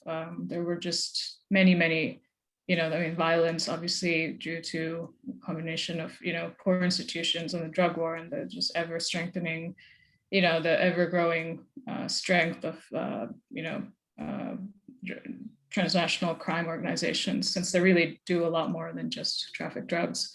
All of that, I think, basically what AMLO offered, as someone who, like you mentioned, was a very known political figure for many years at that point, was just a change. And I think that that was hugely powerful, and that, the candidates who had who had ran against him in 2018, Jose Antonio Meade of the PRI and Ricardo Anaya of the PAN, the center-right party that I mentioned, they were much more of the kind of typical post-NAFTA Mexican political leaders. They were technocrats. I think both are economists by training and, PhDs. And AMLO is like, this sort of, just very different, very populist kind of figure. So I think, he had offered something just very different, which is like a genuine sort of, concern for the poor and, leftist populism that had seemed, quite appealing to just large swaths of Mexico, just very unequal and all of that. And so, it was just, I don't think that the two other candidates really had a chance in a way because of the sort of just, the appeal of change at that moment. Yeah, And for someone who styles himself as like a crusader for the poor. right. So, I mean, one of the policies that he sort of promoted was, okay, we're not going to be, you know, raising taxes, especially not on the poor, but we're also going to increase the social benefits that we pay to them. And the way to pay for that is by making austerity inside of the administration. So, of course, he Yeah. took his own example. Like he said, I'm going to only fly coach. I'm going to sell the presidential airplane. I'm going to take a big pay cut. Uh, and yeah, I don't know. It sounded to me like more on the populist rather than on the substance. Oh Because yeah, I mean, I think that's what his, 2 years in office have proven to be, in that he's, interestingly, especially in the Latin American context, like he's kind of like a fiscal conservative. I mean, even during the pandemic, he spent very little on stimulus and, economic stimulus to alleviate, the effects of the pandemic and pandemic economy and all of that. He's actually shown to be quite, yeah, like, I mean, he initiated social programs and, um, you know, in service of the poor and the young and whatnot. But like, there's not this massive ballooning of, uh, the budget or whatever. So, and, he's expanded the role of the military a lot, for many, many sort of purposes. And there's, many other examples, like you mentioned, where it's like kind of like very, very, I mean, he's definitely someone as president, at least, who traffics in symbolism heavily. And so, like when he won, he didn't have bodyguards. Like he would travel economy, to travel around the country. Like you said, he stopped using the presidential plane. He's tried to auction it. He's tried to sell it. It's obviously not, still not sold, but, um, he travels coach. He, right after winning election, he also made the presidential palace a museum, and used to drive around in a Jetta, like a pretty, regular person's car. And though I did see a video on Instagram today of him in a cavalcade, like you would expect a head of state, but so maybe that's changed in the years since. But no, but you're right. I think in that it's kind of true that it's a lot of it is more style than substance in terms of, like, especially the so-called leftism. yeah, what can we say about the economic policies here? Because so in the campaign, like one of the big uh, claims that he made was that the privatization of Pemex, which is the main, I guess, oil corporation that was owned by the government, Yeah. that sort of had to be reversed. I guess, because it's big industry. There's a lot of jobs attached to it. Um, but he's also not like wholesale um, asking for like mass nationalization of of factories in the same way that Nick, Maduro and Chavez did in Venezuela, right? So Yeah. um, so what is your assessment of his economic program? Yeah. That's a tough question. I think the economic program. I mean, I think that, like I said, like he's as a politician totally kind of styles himself as someone who cares about the poor, and I think that's like a lot of the sort of draw to him. His approval rating has stayed high, even though violence has not subsided, even though there's not been like a sort of lifting of you know many people out of poverty, or a lot of things that I guess he promised. A lot of his social programs, have not exactly been proven to have accomplished much, as far as I understand it. But I mean, I think like one way to look at his economic and his vision in general is like this sort of 1940s vision of Mexico, like before it was like a globalized economy, and when it was like really a closed economy, and sort of like this idea of like self subsistence, and living off of like its resources, and he famously like doesn't go to like ribbon cutting events for like big factories and things like that, but he will almost every day, including during the pandemic, for many months, like he'll go on the weekends and film like in front of let's say someone in rural part of like southern Mexico, or just any small town like side of the road, like someone who sells coconuts, and like say like that this is like the honest economy. And so so things like that.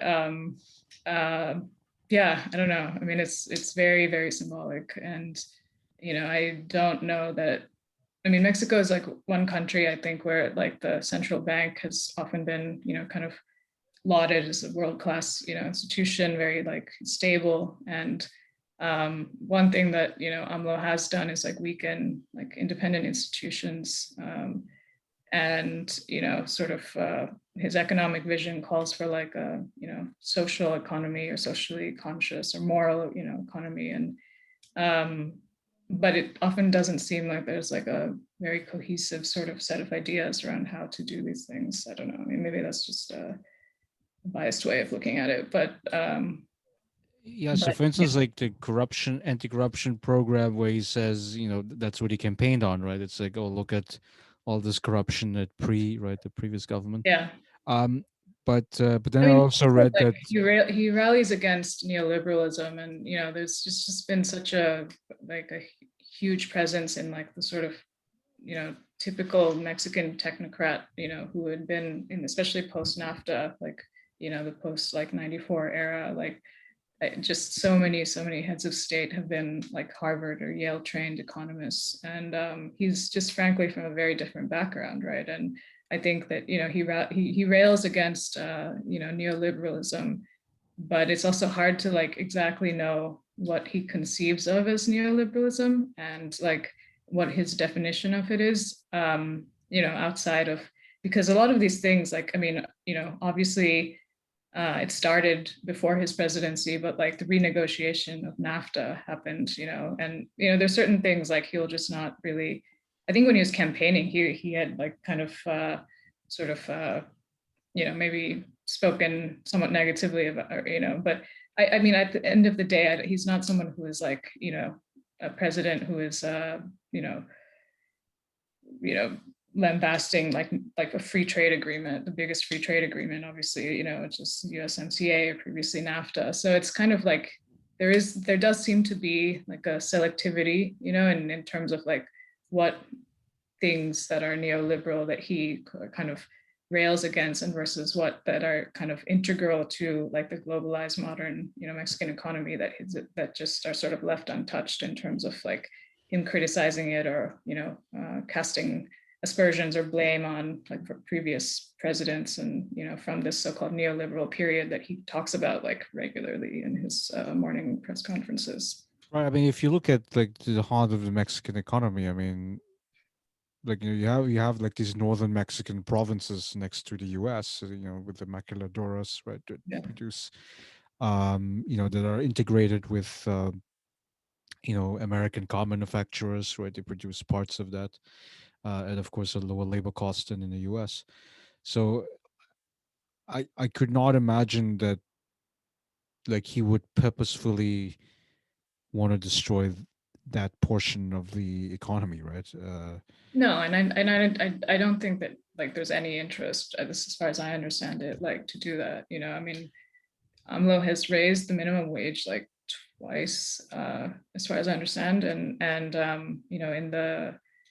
in the there were these sorts of, and this is kind of a tangent, but there were these pretty large like protests around like unionizing in some of these northern states, or in like the very heavy like maquiladora regions, and in one state in particular. And there was not, it's not like, I think there had been like a bigger raise of the minimum wage in the actual, in the border region, like much more than like elsewhere in the country. And so to your larger point, like I don't think that that yeah the certain extremely critical parts of the Mexican economy are just sort of like not subject to those same criticisms, even though they are definitely a product of the neoliberal era. So he's his economic vision is tough to pin down. I think a lot of people struggle to actually define, a lot of people with much more knowledge about Mexico, about him, about Mexican history and the economy. Like I think a lot of people struggle to define like what is his economic vision, because I think it's like a very romantic sort of, you know, um, yeah, it's a very like romanticized kind of like vision of a pre like market economy, and all these like really just from like a you know a time in the past, though obviously like the sort of speaking for people who have not benefited from globalization, especially in the south of Mexico where he's from. It tends to be much poorer and more indigenous. And so, I mean, he's obviously advocating for the rights of people who certainly exist and whose economic conditions, yeah, have not, improved. But I think like his sort of vision for how to get there, and, things like, honest work and etc. Like a lot of these are kind of very infused with a very large dose of romanticism for the past. So Right, romanticism. I mean, I guess it's primarily about the rhetoric, right? It's about showing that you really like them. Really like indigenous people who produce nice handicraft or something. But yeah, but then so on this issue of corruption, I mean, in the Wikipedia entry it said that while he was railing against it, he's also not cooperating with the anti-corruption agency. And the suggestion would be then that there's overall less transparency with doling out government contracts, right? So because if you're not reporting it to the agency, it's like, well, then I'm just going to give that to a crony essentially. And I was wondering whether actually um, that the rhetoric and the reality don't match up, as is typical for politicians almost, right? yeah, I would say yes. I mean, he sort of defanged like multiple, like trying to sort of multiple independent agencies. I know there was one like agency that measured, that sort of studied poverty, that was like again pretty, had a decent reputation, and that one, the budget had sort of like fallen a lot under its presidency. So it's like your whole campaign is, your whole agenda is built around like anti-poverty, but then like the one agency that studies it and actually has a pretty good sort of record of trying to study and measure these things, like is defanged. Like, so I mean, yeah, there's a lot of that kind of tension between rhetoric and who you empower and don't. And then at the end of the term he can still say, hey, I solved poverty because this no data to disprove me on that point, right? Yeah. Yeah. So Yeah, I mean, his approval rating has also been something of a mystery to people, like even during the pandemic. I mean, I think it's still because there were just midterm elections like last week, and his party like gained like I think 10 of 15 governorships in the country that were up for grabs. And in the lower house, like he doesn't have an absolute majority, his party that is needed to change the constitution, pass like energy reforms, but still has like the most, I mean, still definitely a majority. And so it was kind of like basically he had fared better than many recent Mexican presidents in midterms as far as like how little he lost, but like it wasn't as resounding of a victory as it could have been.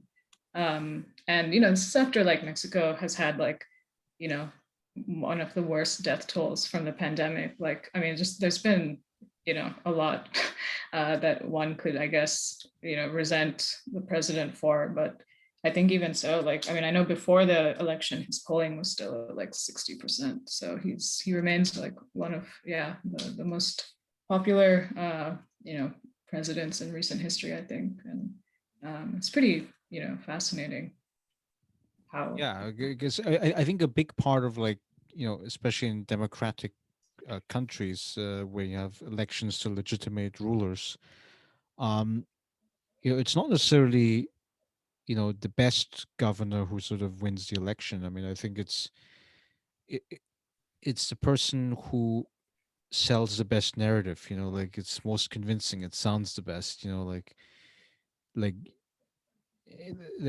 even in America, like when George Bush was president, right? The idea was, I would drink a beer with him. Like he didn't even have to deliver. I mean, yeah. of And course he in fucked up Iraq or AMLO's whatever. case, like, yeah, small thing there. No, but I mean, in AMLO's case, like, he's a charismatic guy. He's like, I mean, I don't, I think that the idea that all politics is like, tribal is something that in the US we talk about a lot. But I mean, I don't discount the sort of like, more media sort of, you know, the sort of powerful visual and just like presence and sort of savviness of elected leaders. Like I do think that, for example, transparency, that at least like in name, was one of the sort of driving, factors of AMLO's campaign, right? And so he's held like morning press conferences like several times a week for his entire presidency, including during the pandemic. And that's like, you know, I mean, I don't even know if there's like other elected leaders in the world who have held as many direct, press conferences with the president every day or like several times a week. And, but, the sort of the role of these press conferences is like quickly became kind of this like, railing against like, opponents, blaming things on neoliberalism, on the past, on, critics of the government, the right wing, conservatives, always like this sort of ill-defined group of conservatives. And, so I mean, yeah, I think, it's like, but through it all, remains a really, really popular president. And I think Yeah. that's, important to keep in mind. And, But I mean, that's the whole point of populism, right? It's about attacking the political opponents and blaming them for everything, and of course, like the whole point of like liberal politics is supposed to be that you know like pluralistic and tolerant, and let's not attack minorities. Let's actually have real solutions. And yeah, and the populist card is definitely the one that's being played. It's also very interesting that, like, because in many of the rich developed countries, democracies, when we talk about populism, it tends to be on the right wing. yeah, It tends to be like xenophobic, nationalist. Let's preserve our national identity, that kind of stuff. And so, yeah, in Latin America, it's more veering leftward, and it's very interesting. Like, even if you look on the European landscape, the only countries where you have powerful social democrats in power, I mean, it's maybe Sweden and Denmark, and then you have Spain and Portugal. And Spain and Portugal, definitely there must be some cultural resemblance with the Latin American states. Um, okay, so you also covered like political violence, and I think that's one of maybe the deep tensions that exist in Mexican society, right? Which is that you have cartels that are very active. You have drug production. You have drug smuggling. That's a big part of you could say the underground economy that exists there. And of course, you had under the previous government, was it Calderon, Philip Calderon, who sort of took the playbook from the U.S., from northern neighbor, and declared the war on drugs, and really sent the troops to try to crack down and reduce the drug smuggling route. And then AMLO comes in and he says, "Oh, abrazo no balazos, So, hugs not bullets or something." so. And yeah, what's that all about? I mean, and where does Mexico stand with the war on drugs today? Oh, we're going to be here a long time.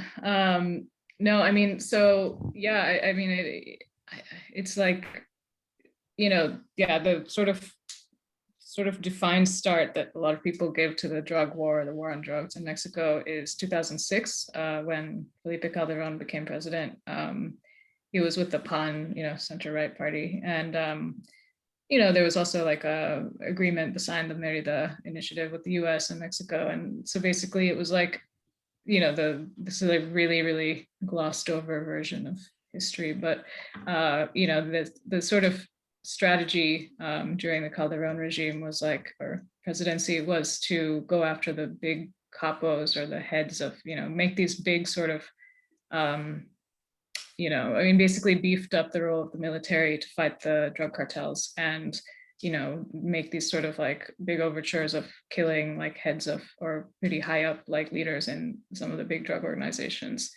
And I guess like the violence, just like spilled out into the streets, between cartels, and sort of like, it had splintered. I mean, the sort of like conventional knowledge on this is that, with this strategy of like enhancing, or really, really expanding the role of the military to fight the drug cartels, like post 2006, basically, it led to like the splintering of like many large cartels into like many much smaller ones who are constantly, sort of battling it out over, you know, resources, like which trades they would dominate in, where trafficking routes, especially to the US, are like some of the most violent areas. And just kind of, yeah, diversifying like crime. And one very interesting part of this sort of story is like, with going back to like how many years of essentially one party rule Mexico had after the Mexican Revolution ended in 24. And like, basically crime and drugs, first it was more marijuana, then like cocaine sort of came onto the scene, and Colombian suppliers, but like using Mexican trafficking routes or plazas and stuff. This was like in the 80s. One interesting sort of theory I read many times is that like, with the introduction of more political parties in Mexico, there had sort of, this alliance, or sort of state control, ability to control, especially at like lower levels of government, like, the sort of excesses of crime groups had sort of been diminished. And so like the opening up of Mexico, like the democratization of Mexico, the opening up of the Mexican democracy kind of had like an ill effect on the sort of like the sort of state control over, the growth and expansion of, and excesses of drug groups, crime organizations. And so, yeah, I guess, the drug trade has only gotten bigger, and really like there's so many, especially at the municipal level, violence is really, really heavy, and police departments, and, I mean, it's at every level, the sort of corruption of institutions by, these transnational crime organizations, but like the violence, electoral violence specifically, which you asked about, that is particularly acute at the local level, at the municipal level, where, these cartels like aim to sort of support one candidate, against another or whatever, because of like, business interests and stuff. So, um, so yeah, and I guess, AMLO's sort of, agenda as far as like reducing levels of violence was to, address the root causes: social inequality, inequality of opportunities. And so, he created some programs like a sort of youth internship program and some other stuff. And basically, I think he had also, like, sort of campaigned on the idea of not, getting these big targets in the sort of like way that previous administrations had done since 2006, of going after like the drug kingpins and, sort of using that as like a victory against, the war on drugs. Whether it actually, achieved as much as they said it did and stuff is up for question, right? So, it's kind of like, again, just sort of defining an agenda against, what had been done in the past, as far as like, curtailing the power of these organizations. But it's really not, I mean, it's not really been effective. Right. So the issue with the root causes you mentioned is, I mean, I can see how only killing the guy at the top is not going to change anything, Yeah, because the reason why the drug trade works is because you have people in the grassroots level who get recruited into these organizations, and they're the ones who carry the drugs back and forth. And so it's, I guess the main issue is that if you're like a young person from a poor area, it's like, do I actually have an alternative, to it? I mean, if you have like a few formal sector jobs, but let's say they pay very little. one third or less of what the drug trade would give me, um, I, I would almost think it's a no-brainer to be selling drugs. I mean, even if it comes at the risk Or, of or not even yeah. selling drugs, just being like, what they call like a alcon, like a lookout for, just, watching over them. There's so many jobs that are like in the realm of like, illegal trade, drug trade, that don't actually have to do with selling drugs. Like there's so many, different aspects of it, or enforcing, I don't know, like certain things. But yeah, no, you're right. I mean, I think there is like, that is a very big reason, and, pull for especially young men to these kinds of groups in Mexico and many other countries, right, too. So Yeah, so the last topic about Mexico, and I think after that maybe you want to retire. Um, so uh, just from this conversation, so it's about immigration, which I think also touches on what's happening most recently with the U.S. So the Vice President Kamala Harris traveling to Guatemala and sort of telling the migrants that they shouldn't come.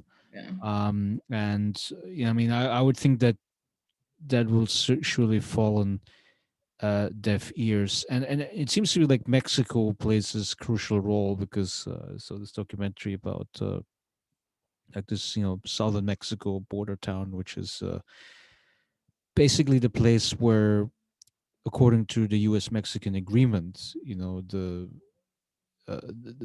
there was the Central American migrants would have to seek asylum at that place, right? So they couldn't actually just freely go to the north of Mexico and apply for the U.S. asylum there. Um, and so what's your yeah? So how do you evaluate this migrant situation in Mexico?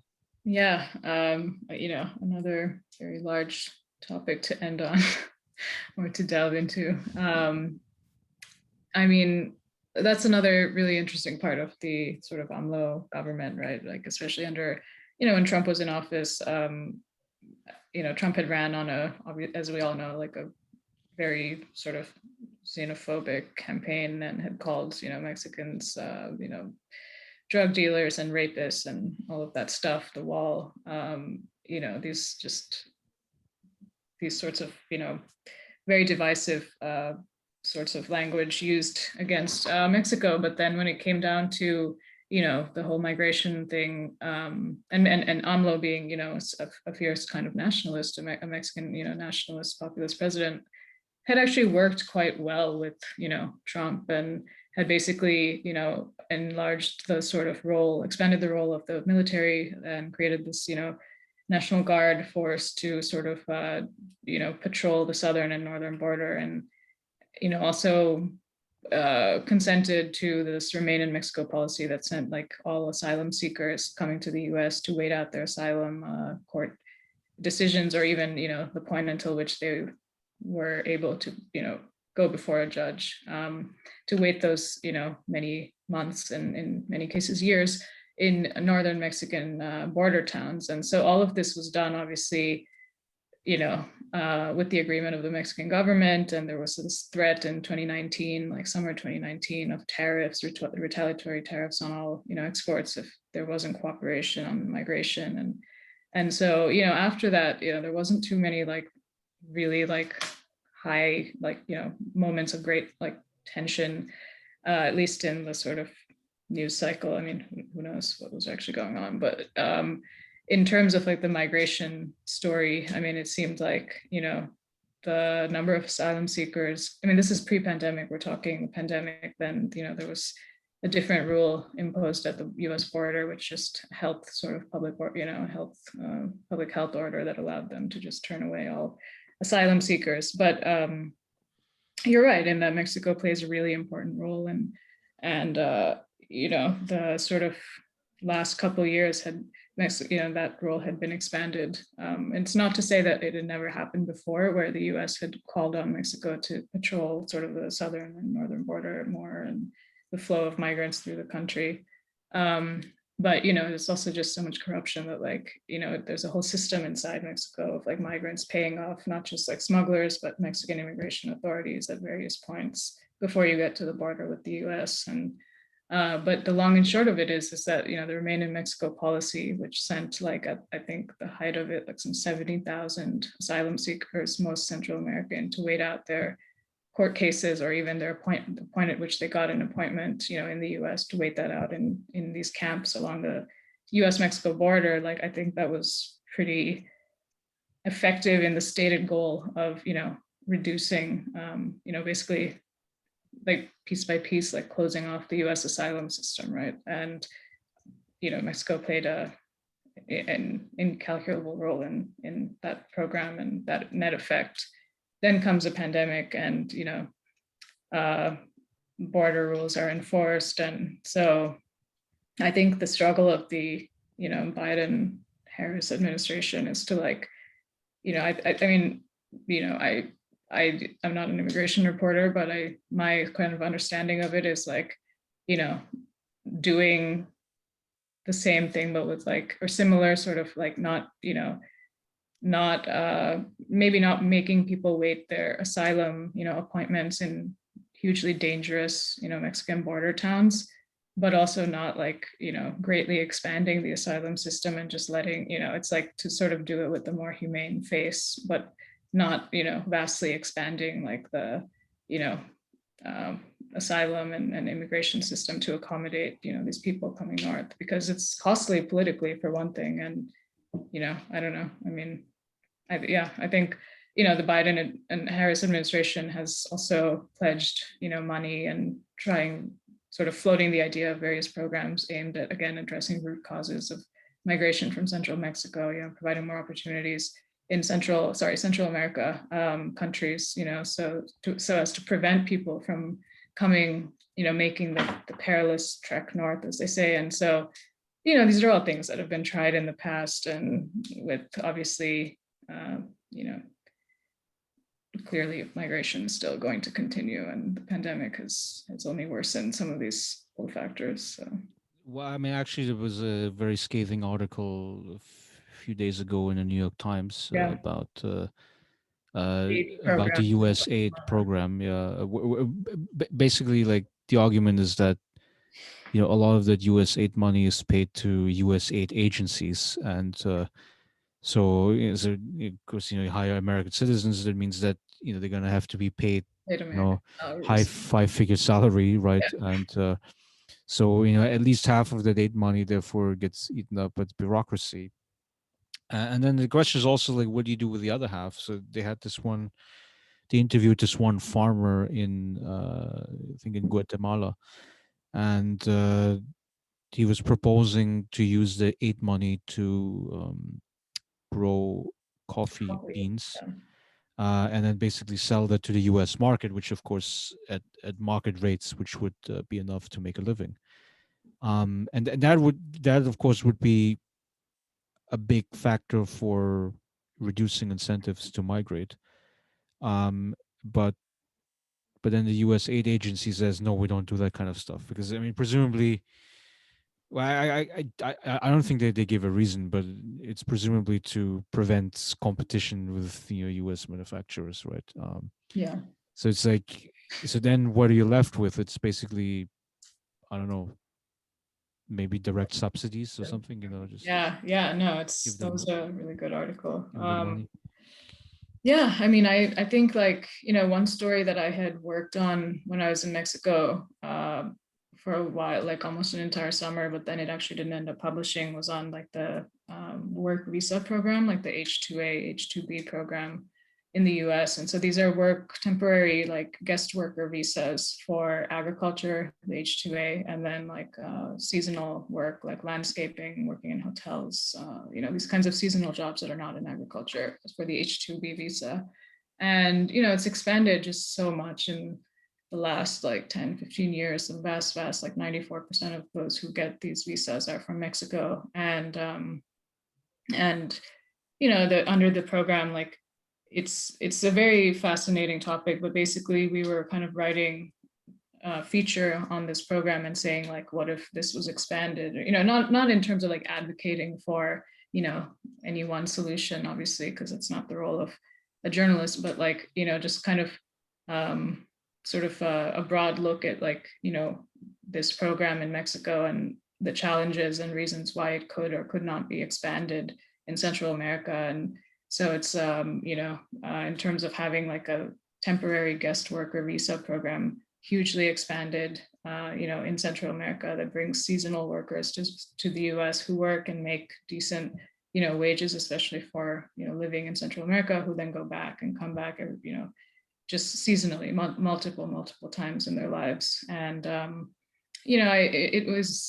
had traveled to like two states in central Mexico, and one was like in this rural area in Querétaro state, and it was like in this very arid mountainous towns where like there's literally nothing can grow. But I had met like these many families where the men from the age of like 22 had gone on these guest worker visas, H2A visas, and worked in Oregon, California, etc., farms to harvest crops, and they'd gone like for so many years and come back. And so the idea was Like also to like circulatory migration. circulatory migration. Yeah. And like none of them really expressed much of a desire to stay in the US. They wanted to come back to their towns and their families and, sort of bring the money, back home and go back and come back. And, just basically, there was like this old guy who showed me like, two passports full of like, just the number of years he had done this sort of thing. And so this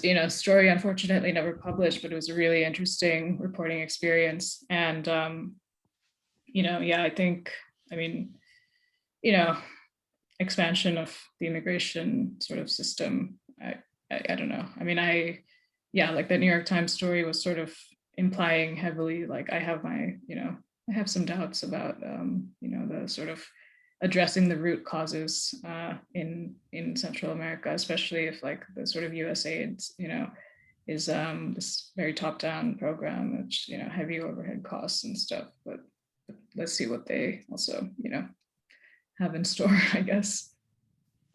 Yeah, I mean, it is a big challenge to find out, how effective they are, and I mean, to me, it's like I mean, I'm not a migration scholar, but I mean, to my understanding, there's a big lure to go to a wealthy country. I mean, of course, all of us, we know that to some extent. It's like otherwise we Oh wouldn't end yeah. up here in the States, right? So, you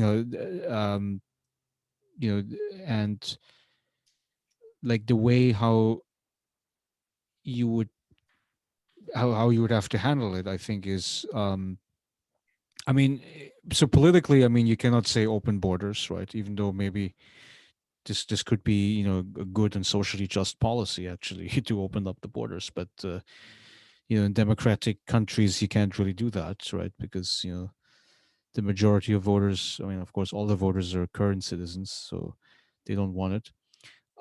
So then the second best solution is, well, yeah, you sort of discourage them, people from migrating, but then when they inevitably do come and overstay visas, tourist visas or whatever, or even overstaying like H2A visas, um you would then have to do an amnesty from time to time, essentially, like maybe on certain individuals, maybe not on all of them at the same time, but Right. Yeah. but something like that would have to happen. It's sort of like, it's a little bit of a dishonest strategy, but I think in democratic countries Like where electorally, yeah, searching electorally, something like viable. Yeah. yeah, it'd probably be the only way out, so I mean, Yeah. of course, like there's this whole debate about, oh well, why don't we just do pass a law in Congress and we can actually have like the Dream Act, for the dreamers. Um, but but if there's no political consensus necessarily for it, then Then I what's don't the know. incentive? Yeah, then maybe yeah, just do the underhanded approach of legalizing migration. And there was this book recently I was reading by um I think Matt Iglesias was his name, Yeah. and it was titled "1 Billion Americans." It's a very provocative thesis, but he basically says that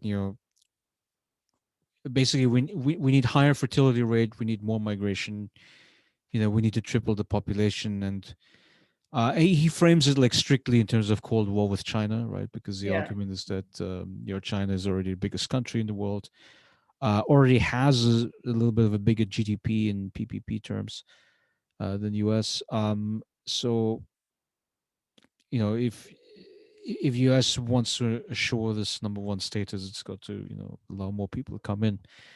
Um, yeah, and yeah, that's very much a pro migration thesis, and it's very interesting because if you're tripling the population, I mean, wouldn't you have much more? You could say place competition almost. Like, okay, the big urban areas to get even more crowded. Real estate prices go up. And then also we talked about the drought conditions if people are moving in the southwest. Yeah. So you're gonna have to remove even more water from like scarce sources. So I don't know. It seems to be a dilemma, right? Where it's like there's this power politics argument, there's this economic prosperity argument, which says you need more people, but then I think ecology, environment, but also you know you know maybe social solidarity, social cohesion. It's easier in smaller groups than in large groups, right? Yeah. Yeah. Um, it sort of cuts in opposite directions, right? Yeah, definitely. No, I mean, I haven't read that book. I've heard of it. I should probably read it. I just, like you said, it's a very provocative thesis, and I think I just had other things on my reading list at the time. But yeah, no, I I think it's, I also think that with the border, there's a certain sense of like time warp. It's like with every president and administration. I mean, Trump obviously, was a lot more just open about like the sort of disregard for human rights and this kind of thing and the way things look. But this, I mean, it is kind of like a place where if you just read the sort of news that is, I mean, all of us journalists are guilty of, which is just writing like, today this thing happened, this person said this, there are this many people, this other person says this, end with a quote, like with no historical perspective. I mean, you can kind of like, you know, every time there's a population migrating at the border, it's a crisis. It's a border crisis. It's a surge. It's a this. It's a that. But I mean, actually, like even 2019, like it hasn't come close to like the number of people arriving at the border at like 2000, 2001. At that point, it was mostly like young. Single unaccompanied Mexican men. Now it's become much more of like a mix of families and Central Americans, though there are a good number of single unaccompanied Mexican men coming again. Though, the famous thing with Mexico is that like there's a lot of out migration too from the US. And, for a while, maybe still now, like it had lost its role as the fastest growing, migrant population in the US. But anyways, like, yeah, I think with the border, you're asking me, like, I just think that there's also politically, it's just kind of astounding, like the sense of time warp that there is with the news. And every time, it's a very cyclical thing. And that's, I guess, what I'm trying to say too, with like, you know, when the peaks happen and when they trough. And it's like, so it's like, I think that, part of that is to blame on the political realities of what you're talking about with, there's sort of just in a democracy, it's not feasible to say open the borders or, entirely shut them out. I mean, that was also very controversial, right? Like the separation of children at the border and even the Remain in Mexico policy had attracted a lot of sort of, maybe not among Trump's base, but among others in the, country. I don't think it was like, uh, maybe like a deciding factor in terms of how people voted in November 2020. But,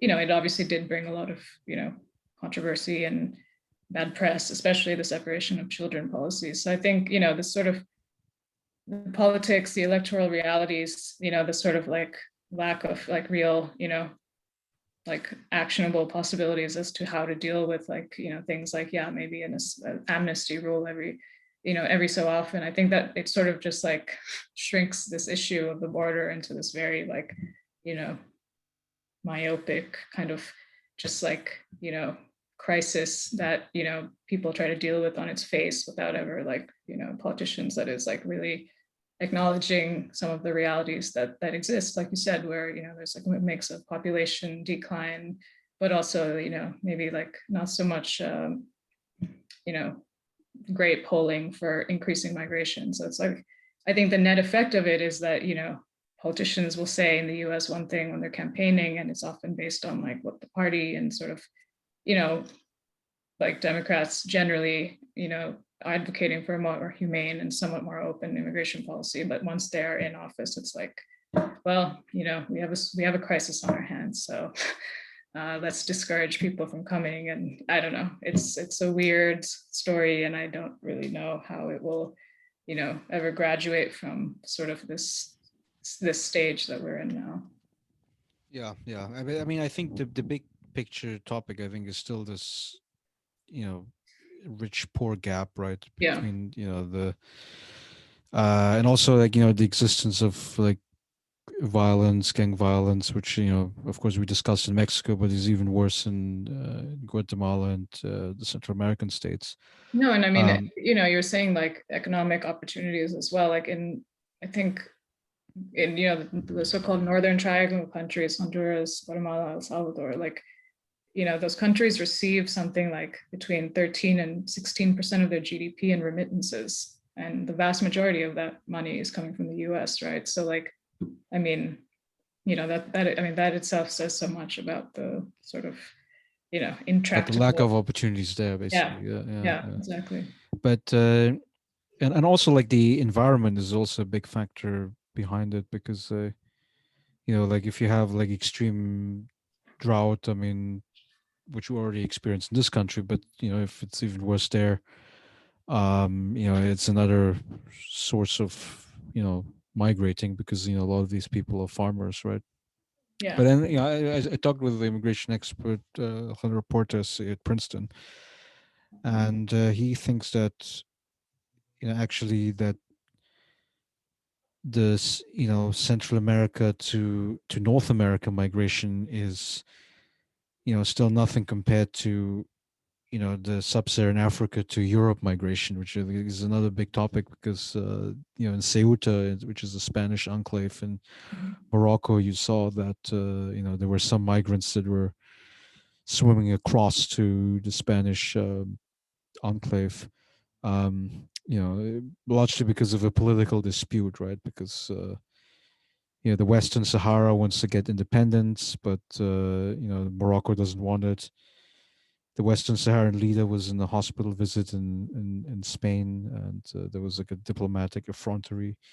But I mean, but even like, there's a small detail, but like, because there's such a big wealth gap, that exists, and the population growth is the most dynamic in sub-Saharan Africa. I mean, Yeah, yeah, Even Central America, it's it's much lower fertility rate yeah, now. But yeah, so migration will definitely be a big thing going forward.